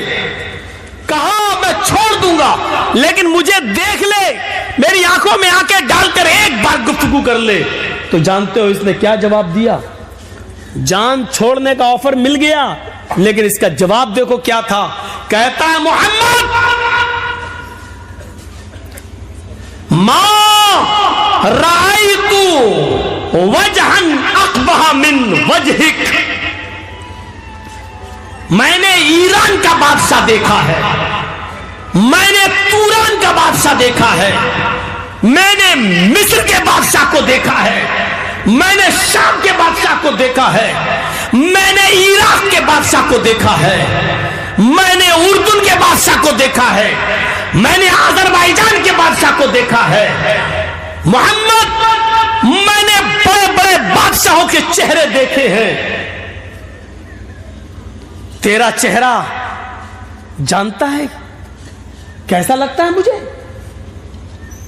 ما رأیت وجہن اقبح من وجہک، چہروں میں سب سے گندا اگر کسی کا چہرہ ہے، سب سے بدصورت اگر کسی کی شکل ہے تو اے محمد تیری ہے. جا، نہیں دیکھتا تیرا چہرہ، قتل ہو جانا گوارا ہے، تجھے دیکھنا گوارا نہیں. ذرا غور کیجئے، ضد دیکھیے اس کی.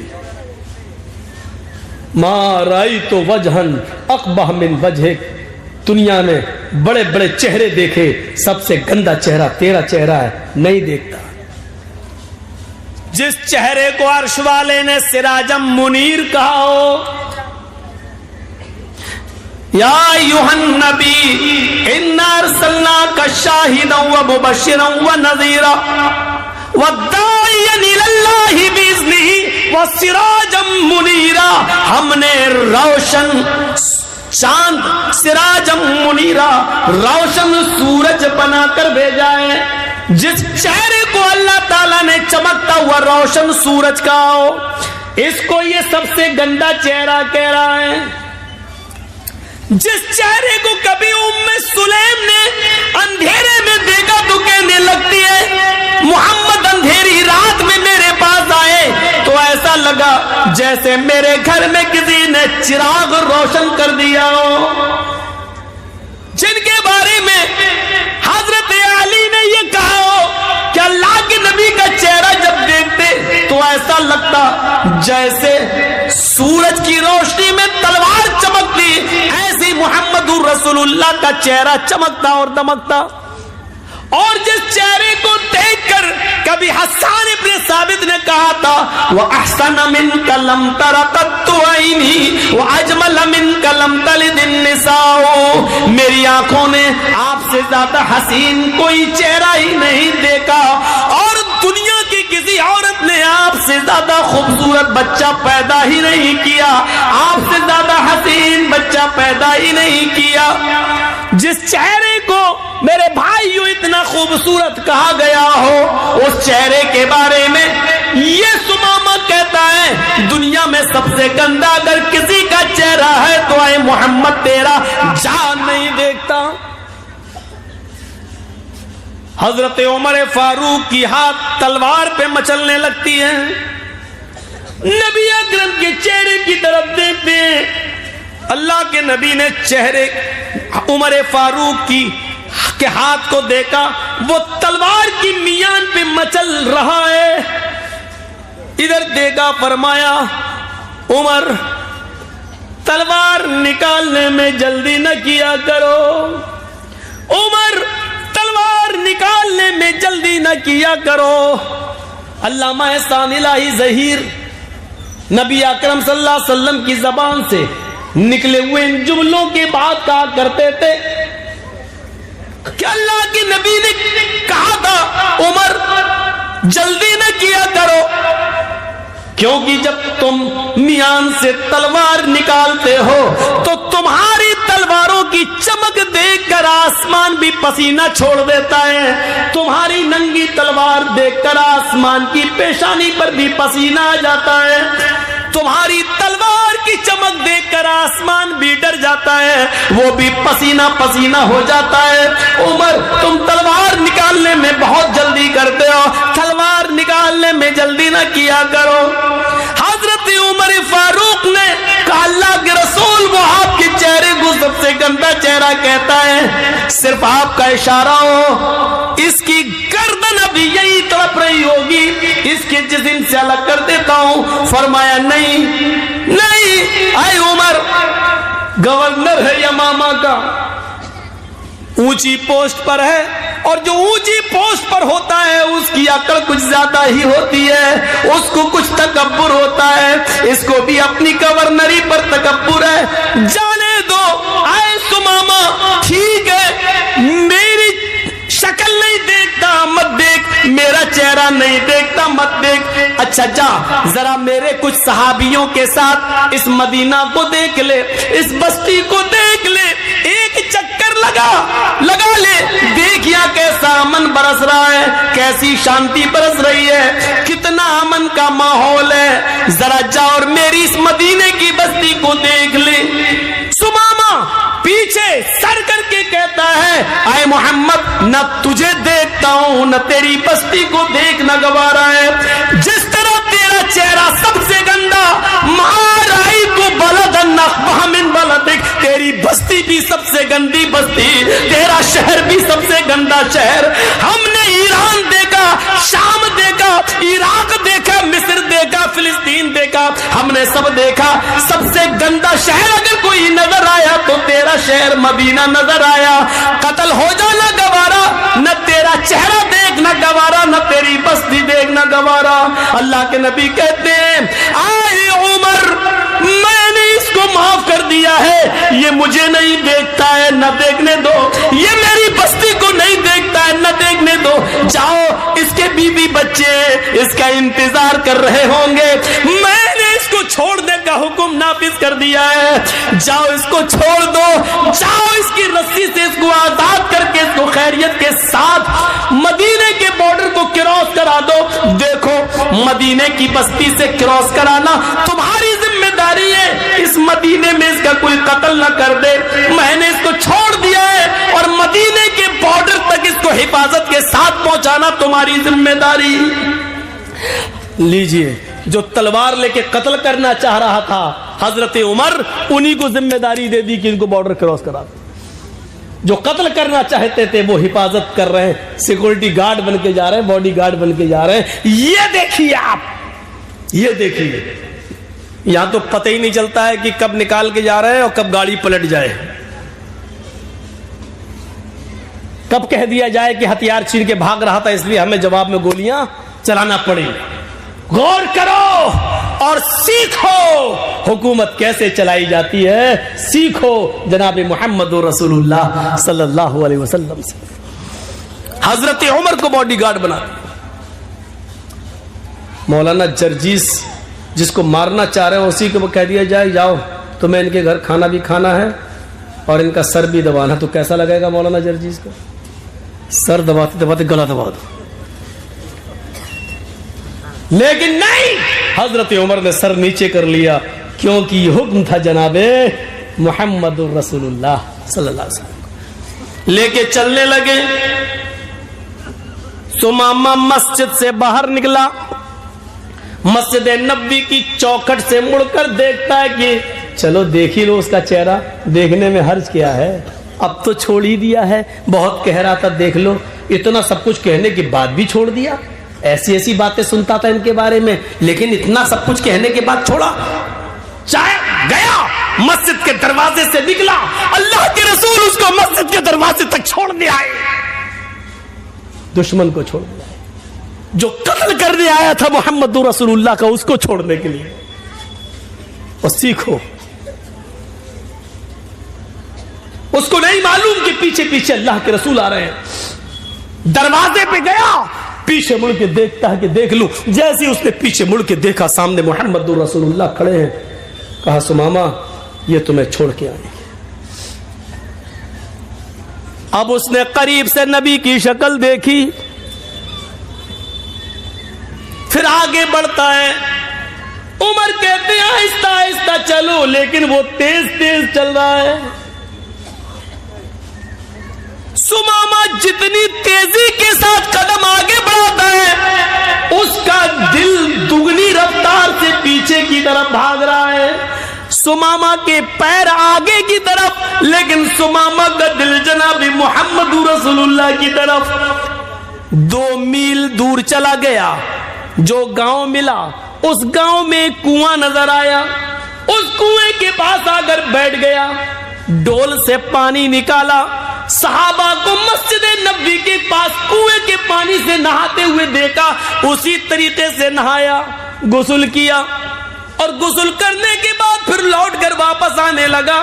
حضرت عمر کہتے ہیں کہاں جا رہے ہو؟ ہمیں مدینے کے بارڈر تک چھوڑنے کا حکم دیا گیا ہے. سمامہ سنتا ہی نہیں ہے. سمامہ سیدھے سیدھے بھاگتا ہے، آگے آتا ہے اور مسجد نبوی کی چوکھٹ کو پکڑ لیتا ہے. کہتا ہے محمد ابن عبداللہ، اللہ کے نبی ابھی بھی مسجد نبوی میں بیٹھے ہوئے تھے، اپنے صحابہ کرام کے ساتھ کچی زمین پر بیٹھے ہوئے تھے، ہاں مٹی کے اوپر بیٹھے ہوئے تھے. اس نے اپنے صحابہ کے بیچ میں محمد رسول اللہ کو بیٹھے ہوئے دیکھا. اس نے سمجھ لیا چاروں طرف ستاروں کے بیچ میں جو سب سے زیادہ چمک رہا ہے 14ویں رات کی طرح وہی محمد رسول اللہ ہے. اس نے زوردار الفاظ میں کہا محمد ابن عبداللہ. اللہ کے نبی پیچھے مڑ کے دیکھتے کہتے ہیں اٹھ گئے. سمامہ کیا ہوا؟ مدینے میں کیا کسی نے پریشان کیا؟ میں نے تمہیں چھوڑ دیا تھا. کیا میرے کسی صحابی نے تمہیں گالی دی؟ میرے کسی ساتھی نے تمہیں مارا؟ عمر کو بھیجا تھا تمہارے ساتھ بارڈر تک چھوڑنے کے لیے، پھر کیا بات ہے کہ تم یہاں آ گئے ہو؟ کیا عمر نے تمہاری گردن پہ تلوار رکھی؟ جواب دیتا سمامہ روتے ہوئے نہیں اے اللہ کے نبی ایسا کچھ نہیں ہے، میں اب قید ہو گیا. جب رسی سے بندھا تھا تو آزاد تھا، جو من میں آتا تھا بولتا تھا، آپ کے خلاف بھی زہر اگلتا تھا، لیکن جب آپ نے مجھے آزاد کر دیا تو حقیقت میں وہ آزادی نہیں دی. آپ نے مجھے اپنے دل کا گرویدہ بنا لیا ہے، اپنے اخلاق کی رسی میں باندھ دیا ہے. مجھے معاف کر کے میرے بیویوں بچوں پہ احسان کر کے آپ نے مجھے خرید لیا ہے. اے محمد ابن عبداللہ، یمامہ کا گورنر تھا، آج گورنری کا تاج اتارتا ہوں اور محمد کے پیروں کے جوتے صاف کرنے کے لیے، محمد کی غلامی کرنے کے لیے تیار ہوں. مجھے بھی اپنا غلام بنا لو، مجھے بھی اپنے مذہب میں لے آؤ، مجھے بھی اسلام سے جوڑ دو. اشہد ان لا الہ الا اللہ واشہد ان محمدن عبدہ ورسولہ، یہ کلمہ پڑھتا ہے اور سمامہ جناب محمد رسول اللہ کا سچا امتی بن جاتا ہے. ایک یہودی ہے، قیدی ہے، اور اتنا بڑا مجرم ہے کہ اس کے جرم کے حساب سے اس کی سزا قتل ہے، لیکن اس کو معاف کر رہے ہیں محمد رسول اللہ۔ اگر یہ اخلاق سب پڑھ لیں تو کوئی بھی نتیانند پیدا نہ ہو اور کوئی بھی وسیم رضوی کی طرح قرآن کی آیتیں نکالنے کی بات نہ کرے۔ شرط یہ ہے کہ گھرڑا اور نفرت کی چادر اتار کر محمد رسول اللہ صلی اللہ علیہ وسلم کی زندگی کا مطالعہ کیا جائے۔ قیدیوں کے ساتھ یہ حسن سلوک، انسانیت کا ایسا درس، انسانیت کا ایسا سبق ہمیں دنیا کی کسی کتاب کے اندر نہیں ملتا ہے۔ کہاں ہے انسانیت آج؟ پڑوسی پڑوسی کو کھایا جا رہا ہے، دوست دوست کو کھایا جا رہا ہے، ایک دوسرے کا حریف بنا ہے۔ ہم آج اپنی تکلیف سے اتنے پریشان نہیں ہیں جتنا آپ کی خوشی سے ہم پریشان ہیں۔ ہم اپنی پریشانی سے اتنا پریشان نہیں ہیں جتنا آپ کو آرام میں دیکھ کر ہم پریشان ہو رہے ہیں۔ میرے بھائیوں، آج یہ صورتحال ہماری ہو چکی ہے۔ ہماری 12 سال کا بچہ بیمار ہوتا ہے، یہودیوں کا، یہودی کا بیٹا ہے، اللہ کے نبی کا سر دبا دیا کرتا تھا، محمد رسول اللہ کا کبھی کبھی پیر دبا دیا کرتا تھا۔ صحابہ کو آپ درس دیتے تھے تو وہ یہودی بچہ نبی کی محفل میں بیٹھ جایا کرتا تھا، باتیں سنتا تھا، اس کا دل تھا اللہ کے رسول کی باتوں پر ایمان لانے کا، لیکن گھر جاتا تو اس کا باپ اس کو ڈانٹتا تھا اور مارتا تھا، اس لیے وہ باپ کے ڈر سے اسلام نہیں لاتا تھا۔ لیکن نبی کو معلوم تھا کہ وہ بچہ یہاں آتا ہے، صحابہ کرام کے ساتھ بیٹھ کر میری باتیں سنتا ہے۔ آج پتا چلا کہ وہ 12 سال کا بچہ یہودی کا بیمار ہو گیا ہے۔ اللہ کے نبی چند صحابہ کو لیتے ہیں اور کہتے ہیں چلو اس بچے کو دیکھنے چلنا چاہیے، جو یہاں آتا تھا، بیٹھتا تھا، میرا درد سنتا تھا۔ او سنو، بیمار ہے کون؟ یہودی کا بیٹا، کون جو ابھی مسلمان نہیں ہوا ہے، اس کی عیادت کے لیے جا رہے ہیں، کون؟ جناب محمد رسول اللہ۔ اسلام ہمیں یہ سبق پڑھاتا ہے کہ کوئی بھی آدمی بیمار ہو اس کو دیکھنے کے لیے جاؤ، ہندو اور مسلمان کے چشمے سے، یہودی اور عیسائی کے چشمے سے نہیں، انسانیت کے چشمے سے دیکھو اور اس کو دیکھنے کے لیے جاؤ۔ اللہ کے نبی وہاں جاتے ہیں اور اس کے سر کے پاس جا کر بیٹھ جاتے ہیں۔ وہ بچہ سسکیاں لے رہا تھا، اس کی روح اکھڑ رہی تھی، اس کی سانسیں چل رہی تھی اور اکھڑنے کے قریب تھی، سسکیاں لے رہا تھا، بس چند لمحوں کا مہمان تھا اس دنیا میں۔ وہ اللہ کے نبی کو دیکھنے لگا، پھر اپنے باپ کو دیکھتا۔ اللہ کے نبی نے اس سے کہا بیٹے قل لا الہ الا اللہ، لا الہ الا اللہ پڑھ لو، لا الہ الا اللہ کہہ لو۔ اس بچے نے اپنے باپ کو دیکھا، باپ نے سمجھ لیا کہ میرا بیٹا اللہ کے نبی کی صف میں بیٹھتا تھا، باتیں سنتا تھا اور گھر آ کر کہتا تھا کہ ہمیں ان کی باتیں اچھی لگتی ہیں، ہم محمد صلی اللہ علیہ وسلم پر ایمان لانا چاہتے ہیں۔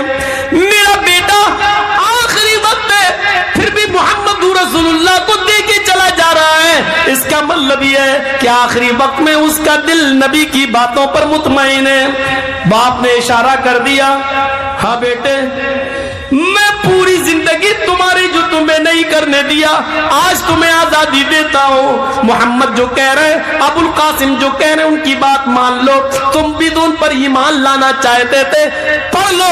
اس بچے نے جملہ ادا کیا اپنے باپ کی اجازت کے بعد، اشہد ان لا الہ الا اللہ و اشہد ان محمدن عبدہ و رسولہ۔ یہ کلمہ پڑھنے کے فوراً ترنت، اس کلمہ پڑھنے کی تھوڑی دیر چند لمحوں کے بعد اس بچے کا انتقال ہو جاتا ہے۔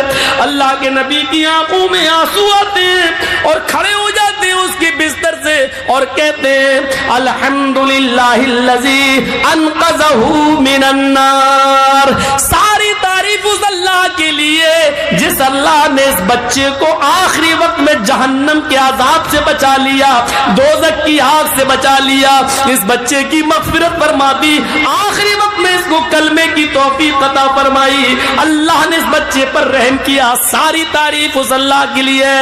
غور کرو انسانیت کا ایسا سبق کہ 12 سال کے بچے تک کو دیکھنے کے لیے پہنچ جائیں. اس وقت کوئی چشمہ نہیں, انسانیت کا چشمہ لگائے ہوئے جناب محمد رسول اللہ, اور یہودی بچے کی تیمارداری کر رہے ہیں. چونکہ وہ میری باتیں سنتا تھا, میری محفل میں بیٹھتا تھا, اس کو میری باتیں اچھی لگتی تھی, باپ کی ظلم کی وجہ سے اسلام نہیں لاتا تھا, اس لیے آخری وقت میں اس کو دعوت بھی دے دی, چاہو تو کلمہ پڑھ لو, اور باپ نے بھی اجازت دے دی, بیٹے پڑھ لو, تم بھی تو چاہتے تھے, ٹھیک ہے جیسا ابو القاسم کہہ رہے ہیں, محمد رسول اللہ کہہ رہے ہیں, ویسا کرو. اس نے آخری وقت میں مسکراتے ہوئے کلمہ پڑھا, کلمہ پڑھتے ہی روح نکل گئی. نبی اکرم کی دعا دیکھو, تمام تعریفیں اس اللہ کے لیے جس نے آخری وقت میں اس بچے کو دوزخ کی آگ سے بچا لیا, جہنم کی آگ سے بچا لیا. یہ انسانیت کا سبق ہے. خود اللہ کے نبی اپنے چند صحابہ کے درمیان بیٹھے ہوئے, اپنے چند ساتھیوں کے درمیان بیٹھے ہوئے, یہودی کا ایک جنازہ آیا, یہودی کا جنازہ آ رہا ہے. جنازہ جیسے ہی قریب آیا, اللہ کے نبی کھڑے ہو گئے, اللہ کے نبی کھڑے ہو گئے اور اس جنازے کے ساتھ چند قدم چل دیے. صحابہ کرام نے دیکھا اللہ کے نبی کھڑے ہو گئے, جنازہ جب آگے گزر گیا تو صحابہ نے کہا, اے اللہ کے رسول, ایک یہودی کا جنازہ دیکھ کر آپ کھڑے ہو گئے. یہودی, وہ یہودی جس کی مخالفت آپ کرتے ہیں, وہ یہودیت جس کے بارے میں اللہ کے آپ فرماتے ہیں کہ مجھے یہودیوں کی مخالفت کرنے کے لیے بھیجا گیا. خالف الیہود, یہودیوں کی مخالفت کرو. وہ یہودیت جس کے بارے میں آپ کہتے ہیں کہ بنی اسرائیل محرم کا ایک روزہ رکھتے ہیں, تم 2 روزے رکھو. یہودی محرم کا ایک روزہ رکھتے ہیں, تم 2 روزے رکھو. وہ بنی اسرائیل, وہ یہودی کہ جن کے پیجامے ٹخنوں سے نیچے, جن کی لنگیاں ٹخنوں سے نیچے ہوتی, آپ نے کہا یہودیوں کی مخالفت کرو. وہ ٹخنوں سے نیچے پیجامہ لنگی پہنتے, تم ٹخنوں سے اوپر پہنو. وہ یہودی جن کی مخالفت میں اللہ کے نبی نے فرمایا وَعَلَى التَّعْمِينِ خَلْفَ الْإِمَامِ عَلَى يَهُودُ هَذِهِ الْأُمَّةِ, یہودی اپنے امام کے پیچھے زور سے آمین بولنے سے جلتے ہیں, تم زور سے آمین بولا کرو. یہودیوں کو چڑھاؤ. پوری زندگی یہودیوں کی مخالفت کرتے ہوئے گزری, لیکن آج یہودی کا جنازہ آتا ہے تو آپ اس کو دیکھ کر کھڑے ہو جاتے ہیں. پوچھا گیا اللہ کے نبی, آپ یہودی کا جنازہ دیکھ کر کھڑے ہو گئے, یہودی کا جنازہ. اللہ کے نبی نے فرمایا ہاں, کیوں نہیں کھڑا, کیا مرنے والا انسان نہیں تھا؟ میں نے یہودیت کے چشمے سے نہیں دیکھا, انسانی ہمدردی کے ناطے میں کھڑا ہوا.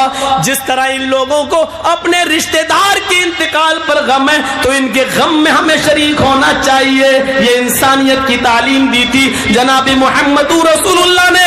یہ واقعہ بتلا رہا ہے, یہودی ہو یا ہندو ہو, سکھ ہو یا عیسائی, آپ اس کے جنازے کو دیکھ کر کھڑے ہو سکتے ہیں, چند قدم چل بھی سکتے ہیں. یہاں تک کہ اگر وہ کہیں دفن ہوتے ہیں یا شمشان گھاٹ پہ جاتے ہیں, جلائے جاتے ہیں, ہمدردی میں انسانیت کے ناطے سے اگر آپ وہاں جانا چاہیں تو ادھر بھی جا سکتے ہیں, ادھر بھی جا سکتے ہیں. شرط یہ ہے کہ لکڑی وغیرہ یا جلانے کا کام آپ اپنے ہاتھ سے نہیں کریں گے, ان کے غم میں شریک ہونے کے لیے آپ وہاں تک جا سکتے ہیں. یہ اجازت دی ہے اسلام نے, شریعت نے. تو میرے پیارے ساتھیوں, انسانیت کا یہ سبق ہمیں کہاں ملے گا, انسانیت کا ایسا پاٹھ ہمیں کہاں ملے گا؟ یہ سبق سکھایا ہے جناب محمد رسول اللہ صلی اللہ علیہ وسلم نے ہمیں. ہمارے ساتھ کیا ہے؟ یہ غیروں کے ساتھ ہو رہا ہے, غیروں کے ساتھ. نہیں دیکھا چھوٹا بڑا, نہیں دیکھا امیر و غریب. اسی لیے قرآن کریم نے یہاں تک کہہ دیا وَلَا يَجْرِمَنَّكُمْ شَنَآنُ قَوْمٍ عَلَىٰ أَلَّا تَعْدِلُوا اعْدِلُوا هُوَ أَقْرَبُ لِلتَّقْوَىٰ. کسی قوم کی دشمنی تمہیں اس بات پر مجبور نہ کر دے کہ تم اس کے ساتھ بے انصافی کرنے لگو. مولانا جرجی صاحب جج ہیں, آپ ہمارے دشمن ہیں, آپ کا مقدمہ میری عدالت میں آ گیا. اب جرجی صاحب کو موقع ملا ہے اپنی دشمنی نکالنے کا. کمینہ تیرا مقدمہ میری عدالت میں, اب تو جج ہم ہیں, فیصلہ تو ہم ہی کو کرنا ہے. اب ہم نے بدلہ لینا شروع کر دیا. یہ دشمنی, قرآن کہتا ہے دشمنی اپنی جگہ پر, لیکن کسی قوم کی دشمنی تمہیں انیائے اور ظلم کرنے پر مجبور نہ کر دے. ایسا نہ ہو کہ تم اس کے ساتھ بے انصافی کرنے لگو. نہیں, انصاف کرنا ہر حال میں. عمر ابن عاص کا بیٹا مصر کا گورنر ہے. عمر ابن عاص مصر کے گورنر ہے. عمر ابن عاص کو مصر کا گورنر بنایا گیا ہے. عمر ابن عاص کا بیٹا گھوڑا دوڑانے میں ماہر ہے. ایک یہودی بچہ, یہودی کا بیٹا, یہودی کا بچہ, یہودی کا بچہ کہتا ہے وہ یہ کیا ہو رہا بھائی, تو اس کو اتنی زور سے بجانے کی کیا ضرورت ہے بھائی؟ ہاں تو نکل رہی ہے, نکل جائے گی, بجا کے یہ دیکھو, جتنا منع کرو گے اتنا ہی کرے گا وہ. عمر ابن عاص کا بیٹا گھوڑا دوڑانے میں ماہر, اس نے کہہ دیا کہ ہم سے اچھا گھوڑا کوئی دوڑا کر دکھائے. ایک یہودی بیٹے نے اس کا, یہودی کے بچے نے اس کا چیلنج قبول کر لیا. دونوں لوگوں نے ساتھ میں گھوڑا دوڑایا اور یہودی کا بچہ آگے نکل گیا. اور دیکھو عادل, یہودی کا بچہ آگے نکل گیا. عمر ابن عاص کے بیٹے کو غصہ آیا, مجھ سے آگے کیسے نکل گیا؟ میں عمر ابن عاص کا بیٹا ہوں اور مجھے کو ہرا دیا اس نے. گھوڑے سے اترا اور اس یہودی بچے کے ایک دیا چہرے پہ تھپڑ, بیچارہ ہل گیا. اس نے کہا کہ دیکھو آپ نے مجھے اکارڑ مارا ہے, بلا وجہ مارا ہے, آپ نے مجھے فالتو میں فضول مار دیا ہے, اور میں اس کی شکایت لے کر عمر ابن عاص کے پاس جاؤں گا. اس یہودی بچے کو یہ نہیں معلوم کہ یہ عمر ابن عاص کا بیٹا ہے. میں تمہاری شکایت ہائی کمان تک لے کے جاؤں گا, اعلی کمان تک لے کے جاؤں گا, عمر ابن عاص کے پاس لے کر جاؤں گا. عمر ابن عاص کا بیٹا مسکراتے ہوئے کہتا جا جا. کس کے پاس جائے گا؟ گورنر کے پاس. جاؤ, میرا کچھ نہیں ہوگا, میرا کوئی کچھ نہیں کر سکتا. تو جس گورنر کے پاس جائے گا وہ میرا باپ ہے, میں عمر ابن عاص کا بیٹا ہوں, میرا کوئی کچھ نہیں کرے گا. بس اتنا سا جملہ عمر ابن عاص کے بیٹے کی زبان سے نکل گیا. یہودی کا بچہ کانپ گیا, کہتا اچھا یہ ان کے بیٹے ہیں. لوگوں نے بتایا, یہودیوں نے, ارے چھوڑو یار, عمر ابن عاص کا بیٹا, تم کہاں جاؤ گے؟ کوئی باپ اپنے بیٹے کو تھپڑ مارے گا, سزا دے گا, چھوڑی. اس نے پھر ہمت نہیں ہوئی اور خاموش ہو گیا. ایک مہینے کے بعد اچانک حضرت عمر مصر پہنچتے ہیں. ہوتا ایسا, حضرت عمر فاروق ہر شہر جاتے تھے اور شہر کے لوگوں سے پوچھتے تھے کہ تمہارے شہر کا گورنر ٹھیک کام کر رہا ہے کہ نہیں کر رہا ہے, اگر کوئی شکایت ہو تو بتاؤ تو ہم اس کی نکیل کسیں. پوچھتے تھے. تو مصر پہنچتے ہیں اور مصر کے لوگوں کو اکٹھا کرتے ہیں, اور حضرت عمر فاروق نے مصر کے لوگوں سے پوچھا, ہم نے جو تمہارے اوپر امیر بنایا ہے, گورنر متعین کیا عمر ابن عاص, کیا وہ انصاف, کیا وہ صحیح ہے؟ ٹھیک ہے, کوئی شکایت تو نہیں ہے آپ کو ان سے؟ پورے مصر کے لوگوں نے کہا نہیں نہیں, امیر المومنین عمر ابن عاص بہت اچھے آدمی ہیں, بہت نیک ہیں, اور ہمارا بہت خیال رکھتے ہیں, ہر چیز ان کی بالکل ٹھیک ہے, مجھے ان سے کوئی شکایت نہیں. وہ یہودی بچہ بھی اسی محفل میں بیٹھا ہوا تھا, کہتا امیر المومنین مجھے شکایت ہے. حضرت عمر فاروق نے دیکھا کہ وہ لڑکا چھوٹا سا بچہ ہے, اس کو بلائے ادھر آؤ بیٹے, کس سے شکایت ہے؟ قریب آیا, تھوڑا سا ڈر رہا تھا. حضرت عمر فاروق اپنی کرسی چھوڑتے ہیں, اپنی چٹائی چھوڑتے ہیں اور اس کے پاس جاتے ہیں, اس کو اپنی گود میں اٹھاتے ہیں اور اپنی ران پر اس کو بٹھا کے کہتے ہیں بیٹے ڈرنے کی ضرورت نہیں ہے, تمہارا دھرم یہودی ہو, مذہب یہودی عیسائی کچھ بھی ہو, مجھے اس سے مطلب نہیں ہے, تمہیں ڈرنے کی ضرورت نہیں ہے, بالکل سچ سچ بتاؤ کیا ہے تمہیں شکایت کس سے ہے؟ کہ امیر المومنین ایک مہینہ پہلے یہ گورنر صاحب کا بیٹا, عمر ابن عاص کا بیٹا, کہنے لگا کہ کوئی ہے جو مجھ سے اچھا گھوڑا دوڑائے, اور گھوڑا دوڑانے میں مجھ سے آگے نکلے. میں نے کہا کہ آگے نکلے یا پیچھے یہ تو الگ بات ہے، لیکن میں مقابلہ کرنے کے لیے تیار ہوں۔ امیر المومنین، میں نے عمرو ابن عاص کے بیٹے کے ساتھ گھوڑ دوڑ میں مقابلہ کیا، میرا گھوڑا آگے نکل گیا، یہ ہار گئے، انہوں نے غصے میں آ کر میرے زوردار تھپڑ مار دیا، میری 5 انگلیاں چہرے پہ چھپ گئی۔ جب میں نے کہا کہ میں مصر کے گورنر عمرو ابن عاص کے اس کی شکایت کروں گا، اعلیٰ کمان تک جاؤں گا، تو انہوں نے ہنستے ہوئے کہا ان کے بیٹے نے کہ میرا کوئی کچھ نہیں کر پائے گا، جہاں تم جا رہے ہو اس شہر کا گورنر عمرو ابن عاص میرا باپ ہے، میں عمرو ابن عاص کا بیٹا ہوں، میرا کوئی کچھ نہیں کر پائے گا۔ اتنا کہنا تھا، یہودی بچہ کہہ کر چپ ہوا۔ حضرت عمر فاروق کی آنکھیں سرخ ہو گئیں اور غصے سے بھری ہوئی نظر عمر ابن عاص کے چہرے پر پڑتی ہے۔ عمر، اللہ نے جب انسان کو آزاد پیدا کیا ہے تو تم کون ہوتے ہو کسی کو غلام بنانے والے؟ اپنے بیٹے کو پیش کرو۔ بیٹے کو پیش کر دیا، بیٹے نے سر جھکا دیا، ہاں اپنی غلطی کا اعتراف کر لیا۔ کھڑے ہو جاؤ۔ عمرو ابن عاص کا بیٹا کھڑا کر دیا گیا۔ یہودی بچے سے کہا میں تمہارے سامنے کھڑا ہوں، تمہیں قسم دیتا ہوں جتنی زور سے اس نے تمہیں تھپڑ مارا اتنی زور سے تھپڑ اس کے چہرے پر رسید کرو، آگے بڑھو۔ یہودی بچہ آگے بڑھتا ہے اور اپنا ہاتھ اٹھا کر اتنی زور سے جتنی اس کے پاس طاقت تھی، اپنی طاقت کے مطابق تھپڑ اس کے عمرو ابن عاص کے بیٹے کے چہرے پر چھڑتا ہے۔ یہودیوں نے تالی بجانا شروع کر دی، اس انصاف کا خیر مقدم کیا اور کہا امیر المومنین آپ کے انصاف سے ہمیں خوشی ہوئی۔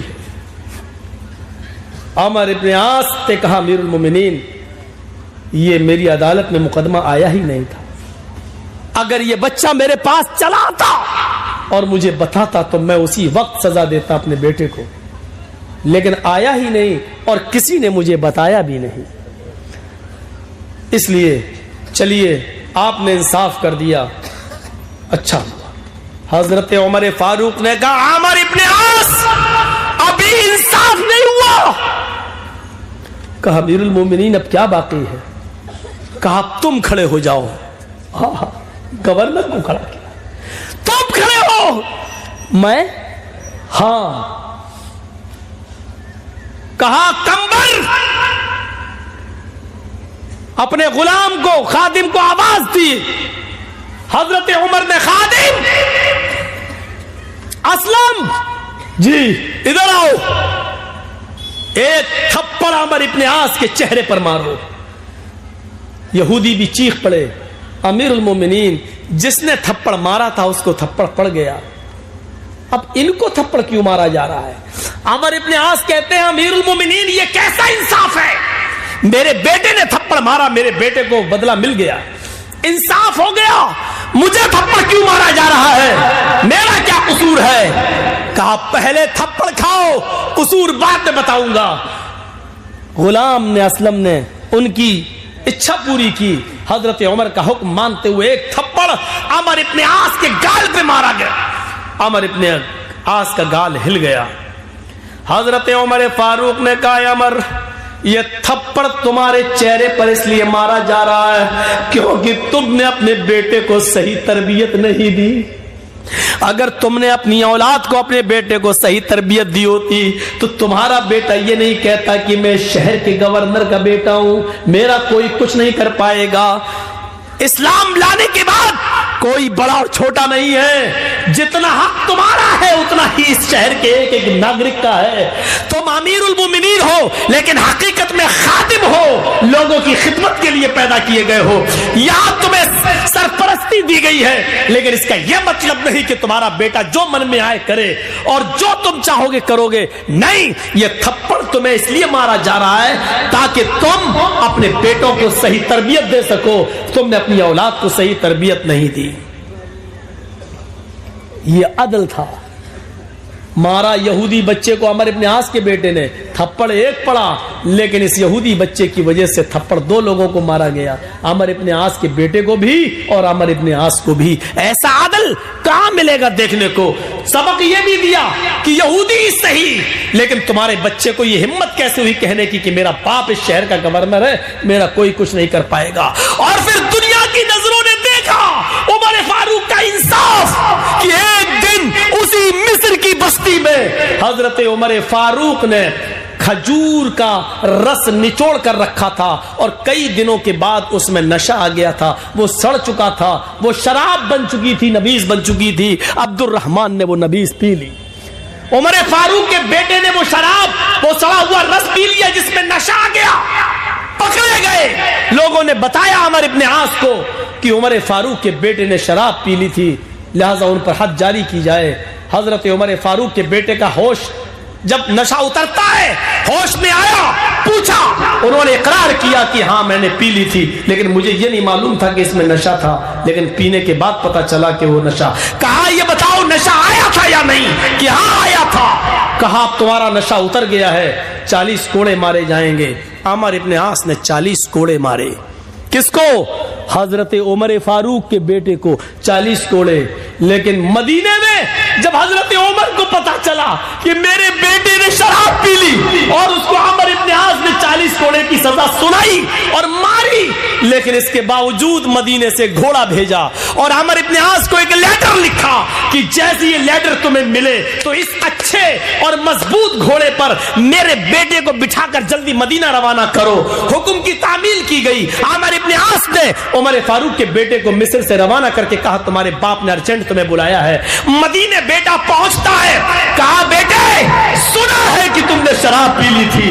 کہ ہاں، لیکن ابو جان مجھے اس پر حد جاری کر دی گئی، 40 کوڑے مار دیے گئے ہیں۔ فرمایا 40 کوڑے تمہاری پیٹھ پر دوبارہ لگائے جائیں گے۔ کہا ابو مجھے شریعت کی سزا بتا دیجئے کیا ہے؟ کہا کہ شریعت کی سزا 40 کوڑے ہے۔ کہا وہ میرے لگ چکے ہیں۔ کہا مجھے یقین نہیں ہے۔ کہا عمر ابن عاص سے پوچھ لو۔ بیٹے حاکم وقت کا، خلیفہ وقت کی بات مانتے ہوئے تم اپنے پیٹھ سے کرتا اتارو۔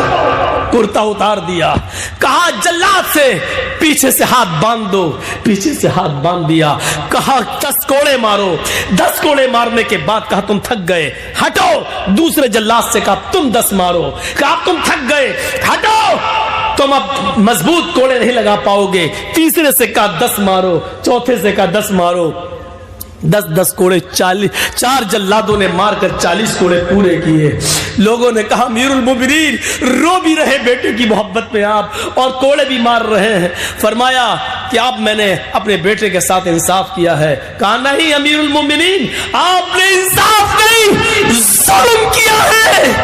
40 کوڑے جب مصر میں آپ کے بیٹے پر پڑ چکے تھے تو یہاں 40 کوڑے آپ نے مزید کیوں مارے؟ جبکہ آپ کو معلوم ہے اللہ کے رسول نے 40 کوڑے سزا متعین کی ہے۔ 40 کوڑے پڑ چکے تھے۔ فرمایا لوگوں میں تمہیں کیسے یقین دلاؤں؟